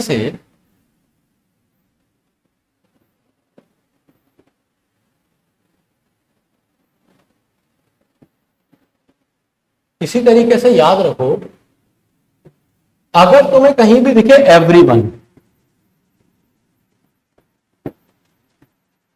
समवन, somebody, everybody, nobody, कहने का मतलब है जिनके साथ लगा हो बडी या फिर one.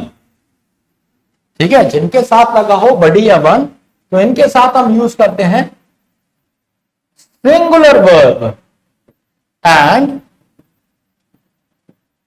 Singular pronoun.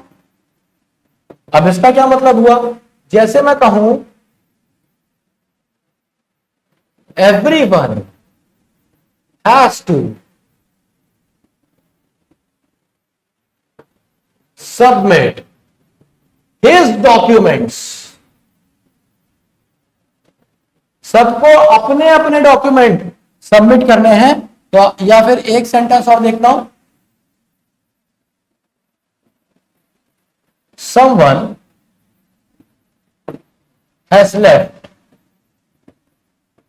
his cap behind, किसी का टोपा छूट गया है भाई, जिसका और ले ले। ठीक है भाई, अब जरा क्वेश्चन को ध्यान से देखिए। तो एवरीवन के साथ singular verb, singular pronoun, singular verb, singular pronoun. Exam में जब ये क्वेश्चन आता है तो यहां पे देयर लगा देते हैं, जो कि बदतमीजी है, गलत होगा। देयर लगा देते हैं, बदतमीजी है, गलत होगा। ठीक है, और अगर वन लिखा हुआ है, एवरीवन को भूल जाओ, अगर वन लिखा हुआ है तो आपने पीछे देखा वन के साथ वंस, ये वाला नहीं, एपोस्ट्रोफी वाला। ठीक है, तो one should not forget one's promise. अगर यहां पे ही होता तो हिज प्रॉमिस सही होता, और यहां पे हिज गलत होगा क्योंकि वन। आंसर है सी। क्लियर हो गया क्वेश्चन? एवरीवन वाला कॉन्सेप्ट भी बता दिया, समवन इन सबके साथ singular verb, singular pronoun. Next question, I was not inform of she getting admitted. तो अब अभी हमेशा एक बात याद रखो, दो चीजें। एक तो मैंने आपको बताया था, प्रेपोजिशन के बाद अगर कोई लगेगा तो ऑब्जेक्टिव होगा या फिर पॉसेसिव होगा। ठीक है, पहली चीज। दूसरी चीज, अगर कोई जिरंड है और जिरंड से पहले कोई प्रोनाउन टाइप की चीज आनी है तो वो पॉसेसिव होगी।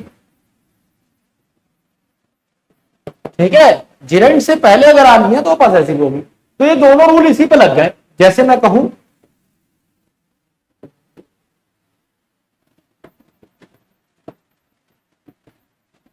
माई mother does not like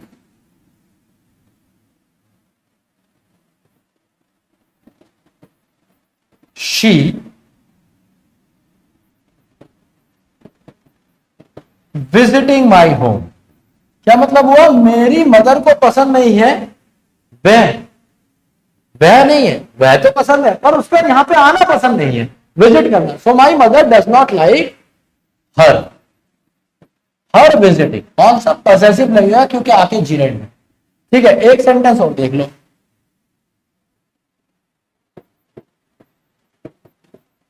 I like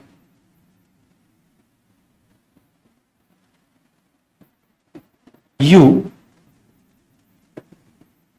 playing chess. इसका मतलब क्या? आई लाइक यू, मैं तुम्हें पसंद करता हूं प्लेइंग चेस, कोई मतलब नहीं निकलेगा, तो ये यू गलत हो जाएगा। It should be I like your playing chess, मुझे तुम्हारा चेस खेलना पसंद है, तो तुम्हें योर लगाना पड़ेगा। यही गलती आपने यहां पे कर दी। I was not informed of she, नहीं of her getting admitted into the city hospital. कह रहा है मुझे, आई वॉज नॉट इन्फॉर्म, मुझे इन्फॉर्म नहीं था क्या? ऑफ हर गेटिंग, कि वो क्या हो रही है? एडमिट हो रही है हॉस्पिटल में। Of her, answer is A. कहानी खत्म। Next question, whose. अरे ये वाला हुज का कभी यूज करते हो तुम? बताओ जरा, ये वाला हुज तुम यूज करते हो? नहीं ना। तो हुज ये वाला करेंगे, whose do you, whose movies do you usually watch, किसकी मूवीज तुम अक्सर देखते हो, है ना? Answer is A. तुम आराम से बता सकते हो सर मुझे सबसे ज्यादा पसंद सनी लियोनी की मूवीज आती है। तो whose movies do you usually visit? A is the correct answer. Next question, if we were them. ये मैं आपको 8 यूनिवर्सल रूल में भी करा चुका हूं, है ना, कि भाई यहाँ पे देम नहीं होगा, दे होगा। सब्जेक्टिव आएगा, सब्जेक्टिव। वो कह रहे अगर मैं उसकी जगह होता, तो दोनों सब्जेक्टिव हैं, ये भी सब्जेक्टिव रहेगा और ये भी, है ना। एक बार 8 यूनिवर्सल रूल की क्लास देखना, ये वाला कॉन्सेप्ट एकदम चमक जाएगा भेजे में। सी इज द करेक्ट आंसर। तो इफ वी वर दे, अगर हम उसकी जगह होते, हम सजेस्ट करते कि वो रेन वाटर को हार्वेस्ट करे, ताकि वो वाटर की शॉर्टेज वाली प्रॉब्लम से दूर हो जाए, हमेशा के लिए बच जाए। C. Next question, neither of the three endangered. अब याद रखो, जहां भी आ जाए नाइदर, जहां भी आ जाए आइदर। सब्जेक्ट वर्ब एग्रीमेंट में भी पढ़ाया कि इनका मतलब टू होता है ना, पर यहां पे लिखा है थ्री, तो नाइदर गलत हो गया। तो क्या आएगा नाइदर की जगह, दो से ज्यादा के लिए नन। भाई दो से ज्यादा के लिए नन, नाइदर आइदर दो के लिए, दो से ज्यादा के लिए none.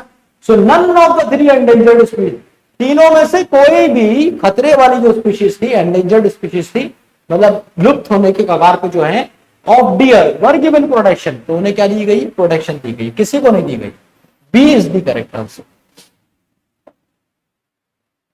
It is Priya again, यहां पे भी तो दोनों सब्जेक्ट है, वो कह रहा है या तो प्रिया है या फिर वह है, तो हिम नहीं होगा, ही होगा ना, या तो प्रिया या फिर वह, ही। हु हैज, अब देखो वर्ब भी किसके लिए लगी है, इन दोनों में से एक के लिए लगी है, तो ये वर्ब है, तो वर्ब तो सब्जेक्ट के साथ आती है ना, इसलिए ये सब्जेक्टिव, ये भी सब्जेक्टिव, तो वर्ब लगेगी। ए इज द करेक्ट आंसर, है ना, हिम नहीं होगा।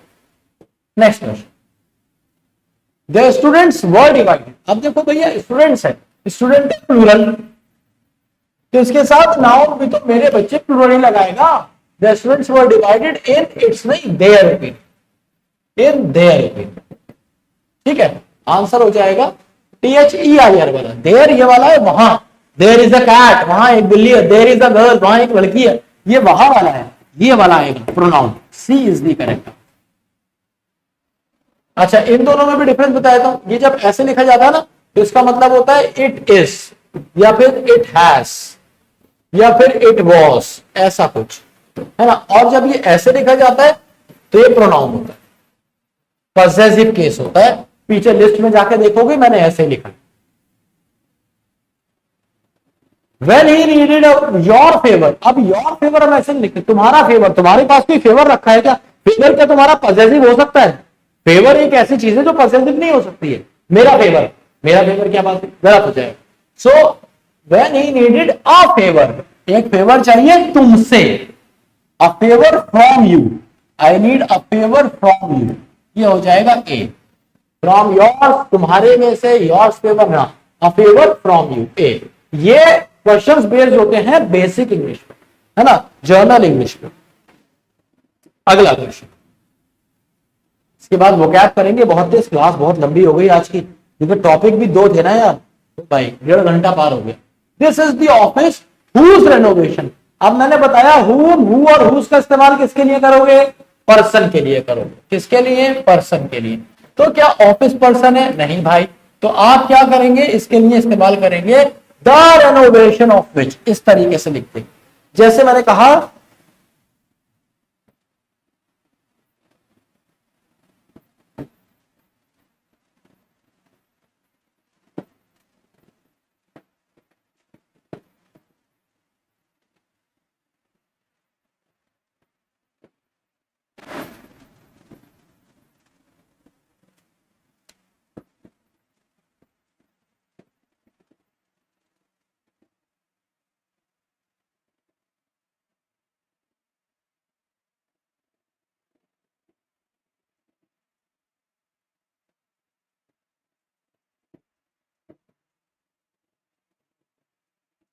ये कह रहा है आई हैव अ रूम, मेरे पास एक कमरा है, द विंडो ऑफ विच, जिसकी खिड़की खुलती है कहां पे, जंगल के व्यू पे, जंगल का व्यू दिखाती है। तो आप अक्सर इसे लोग हुज करके इस्तेमाल कर लेते हैं। So I have a room whose window, whose window लोग कह देते हैं, जो कि गलत तरीका है, क्योंकि विंडो एक नॉन लिविंग है, उसके साथ हु नहीं यूज हो सकता, हुज यूज नहीं हो सकता, हु नहीं हो सकता, तो आप ऐसे करेंगे द रेनोवेशन ऑफ विच। तो दिस इज द ऑफिस, ये वो ऑफिस जिसका रेनोवेशन मतलब नीड्स टू बी डन, करवाया जाना है। B is the correct answer. Next question, he is one of the best cricketers of our team. अब देखो यहां पे तुम्हें हु बिल्कुल सही लग रहा हो, पर ये भी गलत हो गया। रीजन क्या है, जहां भी आपको सुपरलेटिव डिग्री दिख जाए, ये छोटे छोटे रूल हैं बस, एक बार में पढ़ते ही याद हो जाएंगे, सुपरलेटिव डिग्री दिख जाए तो आप हमेशा किसका इस्तेमाल करेंगे, दैट का इस्तेमाल करेंगे, वो सब भूल जाएंगे, चाहे पर्सन हो चाहे एनिमल। जैसे मैंने कहा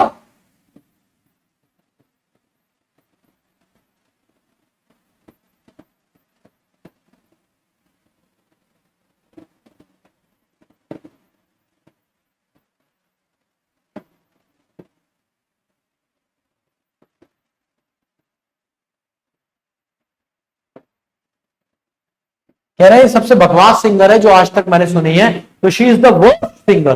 तो वर्स्ट क्या हो गया मेरा बच्चा, वर्स्ट हो गया सुपरलेटिव डिग्री, और सुपरलेटिव के साथ दैट, कहानी खत्म, सिंपल। ऐसे यहां पे होगा, तो it should be that, B is the correct answer. ये आपको एक एक क्वेश्चन मिल जाते हैं एग्जाम में और 4 नंबर दे जाते हैं, ये बिल्कुल सही है भाई। बेबी जो होता है ना न्यूट्रल जेंडर होता है, अंग्रेजी में 4 जेंडर होते हैं, एक होता है मैस्कुलिन, एक होता है फेमिनिन, एक होता है कॉमन, और एक होता है न्यूटर। तो भाई जिसका नाम सुनते ही तुम्हें पता चल जाए कि ये तो लड़का ही होगा, जैसे बॉय, जैसे गर्ल, जैसे बॉय, जैसे मैन, जैसे ब्रदर, तो ये मैस्कुलिन जेंडर हो जाते हैं। लेकिन जिसका नाम सुनते ही पता लग जाए भाई ये तो लड़की है, जैसे गर्ल, जैसे सिस्टर, जैसे वुमेन, तो ये क्या हो जाएगा, ये फेमिनिन जेंडर हो जाएंगे। अब भाई ये जिनके नाम से नहीं पता कर सकते कि वो क्या है, जिनके नाम से नहीं पता कर सकते वो क्या है, वो कॉमन जेंडर में आ जाते हैं। जैसे कि टीचर, अब कोई कहे टीचर तो नहीं पता ना लड़का होगा या लड़की, स्टूडेंट। और इसी केस, यही केस है बेबी, कहते ना आई हैव अ बेबी, तो बेबी पता नहीं, आदमी को पूछना पड़ता है भाई क्या है, लड़का हुआ लड़की हुई, हाँ लड़का हुआ है, मुबारक हो, लड़की हुई है और भी मुबारक हो, है ना, क्योंकि आजकल दौर लड़कियों का है, जिनकी यहाँ लड़की पैदा हो रही है ना, आने वाले टाइम में उनके हालात ज्यादा अच्छे होंगे।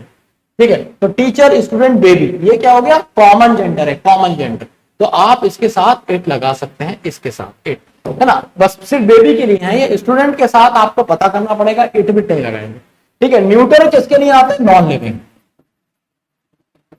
या फिर एनिमल्स के। तो कहीं अगर बेबी है या चाइल्ड है तो आप इसके साथ हिज नहीं लगाएंगे, इट्स ही लगाएंगे, इट ही लगाएंगे। क्लियर बात है, याद रखिएगा, बेबी और चाइल्ड के लिए स्पेसिफिक केस है। तो it should be the baby has thrown its toys in anger, बच्चे ने, बहुत शैतान बच्चा है, गुस्से वाला बच्चा है, बाहुबली बच्चा है, क्या करा उसने, अपने खिलौने ही फेंक दिए भाई गुस्से में। For you and me there is no seat in the auditorium, भाई यहां पे मी आएगा, क्यों आएगा मी, मैं कहना ये वाली बात चाह रहा हूं, there is no seat in the auditorium किसके लिए, फॉर यू एंड मी। अगर मैंने इसे ऐसे लिखा होता तो यहां पे किसी को दिक्कत नहीं होती, यहां पे कंफ्यूज हो गए, क्योंकि तुमने सीखा शुरू में आएगा क्या, सब्जेक्ट, और लास्ट में आएगा ऑब्जेक्ट, ये बदतमीजी है। तुम्हें बस ये देखना है वर्ब है या नहीं। एक बात बताओ, यहां पे वर्ब है क्या, इज, किसके लिए, देयर इज नो सीट, इसका फॉर यू एंड मी से कोई मतलब नहीं है, इनके लिए तो नहीं है ना, ये वर्ब, इसका इज जो है, आई का तो सब्जेक्ट नहीं है ना, फॉर का तो नहीं है ना, इनके लिए कोई वर्ब ही नहीं है, तो ये कौन हुआ, ऑब्जेक्टिव हुई, इसलिए आएगा मी, इज द करेक्ट आंसर। ठीक है, बस वर्ब देखनी है, वर्ब है तो सब्जेक्टिव है, नहीं तो नहीं। चलिए अब चलते हैं, फटाफट करते हैं वोकैबुलरी, बहुत तेज तेज बोलेंगे, बहुत तेज तेज करेंगे। याद रखो जहां भी आ जाते सौमनी, सौमनी का मतलब होता है स्लीप से, रूट वर्ड है ये, सौमनी का मतलब सोने से होता है, और लॉक, लॉक का मतलब बोलने से, टॉक, तो ये अब आसान हो गया। One who speaks, one who walks while sleeping, walk से कोई मतलब नहीं है, पब्लिक स्पीकर से मतलब नहीं है, उससे मतलब नहीं है। One who talks while sleeping, है ना, जो बोलता है कब, जब सो रहा होता है। तो सॉमनी लोक्वेशियस कैसे याद रखोगे, सॉमनी मतलब स्लीप और लोक्वेशियस मतलब टॉक, कैसे इसको, और सॉमनी सोता है, सॉमनी सोता है, सीधा सीधा, D is the correct answer. Next question, somnambulist, अब सॉमनी सोता है ना, और एम्बिल, जहां भी एम्बिल आ जाए, एम्बिल का मतलब होता है वॉक। अबे यार मैंने क्या बता दिया, हाँ टॉक्स वाइल स्लीप, तो एम्बिल का मतलब होता है वॉक, इसी से बनती है एम्बुलेंस, एम्बुलेटरी, है ना, मतलब जो चीज चलने वाली हो, एम्बुलेंस भी चलती है इसीलिए। तो इट शुड बी सोमनैम्बुलिस्ट, तो सॉम सोता है और चलता है, person who walks while speaking नहीं, person who talks while speaking नहीं, पर्सन हु डांसेस नहीं, person who shouts while speaking, अबे कोई नहीं आ रहा, वॉक्स वाला चाहिए ना, अच्छा यहाँ पे स्पीकिंग हो गया, ये प्रिंटिंग एरर हो गया, it should be sleeping. A person who walks while sleeping, तो इसे हम बोलते हैं सोमनैम्बुलिस्ट। एक ऐसा आदमी जो चलता है बोलते में चलता है, वहीं भी पहुंच जाएगा। मतलब सो रहा है, सोते में चलते चलते चलते चलते कहीं भी पहुंच जाए। कैसे याद रखा? सोमनी सोने से और एम्बुल चलने से। Answer is A. Next, insomnia एक बीमारी होती है जब आपको नींद नहीं आती है ना। ये मत सोचना प्यार हो गया है, बीमारी हो गई है। तो it should lack of sleep होती है। Answer is B. और ऐसी कोई चीज जो तुम्हें नींद दिलाए, इसके लिए भी एक वर्ड आता है सेपोरिफिक। ऐसी चीज जिससे तुम्हें नींद आए उसे हम क्या बोलते हैं? सेपोरिफिक। Next, सोमनीफेरस।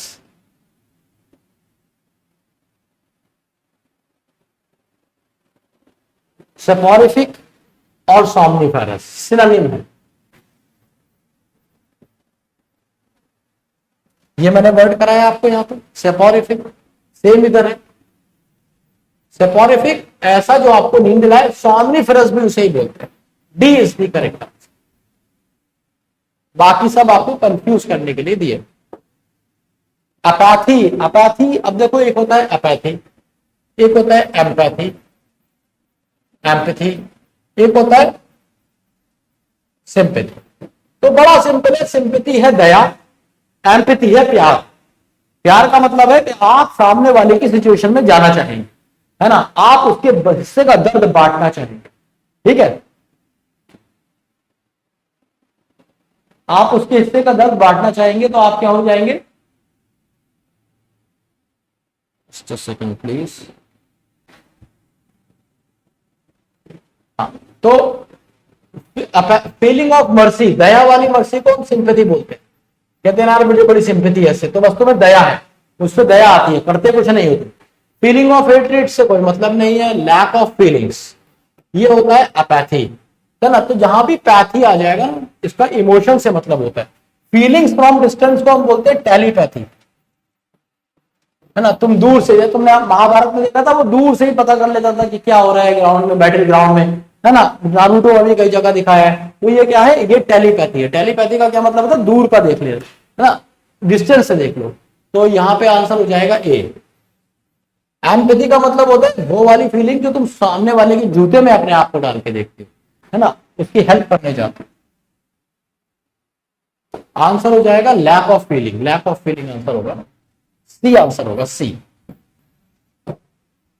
Apathy, lack of feeling. Pathy का मतलब फीलिंग से, तो टेलीपैथी अभी बताया था फीलिंग फ्रॉम डिस्टेंस, है ना। फीलिंग्स ऑफ मर्सी अभी मैंने बताया सिंपैथी थी। आंसर इसका हो जाएगा डी, आसान क्वेश्चन। एंटीपैथी, एंटीपैथी, पैथी का मतलब बार बार बता रहा हूं, ये एक रूट वर्ड है जिसका मतलब होता है इमोशन। तो एंटी इमोशन क्या हो जाएगा? नफरत हो जाएगी। फीलिंग ऑफ कंटेम्प्ट, कंटेम्प्ट क्या होती है? हेट्रेड, है ना। मतलब इसका टांग टूटी और तुमने कहा यस आज मैं पार्टी दूंगा सबको, आज, तो ये क्या है? एंटीपैथी है ना। Answer is B. Feeling from distance तुम्हें पता ही है, telepathy. Sympathy again feelings of clemency, clemency कह लो, मर्सी कह लो, एक ही बात है, दोनों सिनोनिम होते हैं। तो दया की भावना सिंपैथी। फीलिंग ऑफ कंटेम्प्ट अभी हमने देखा एंटीपैथी। याद हो जाएंगे ये, इसे इतनी बार करा रहा हूं, है ना, ये एक ही बात है। एनिमोसिटी कह दो, एंटीपैथी एक ही बात है। Feelings when you keep yourself eight ones position, ये था एम्पैथी, है ना। ये लव जैसा होता है, तुम चाहते हो उसका दर्द भी बांट लो। A is the correct answer.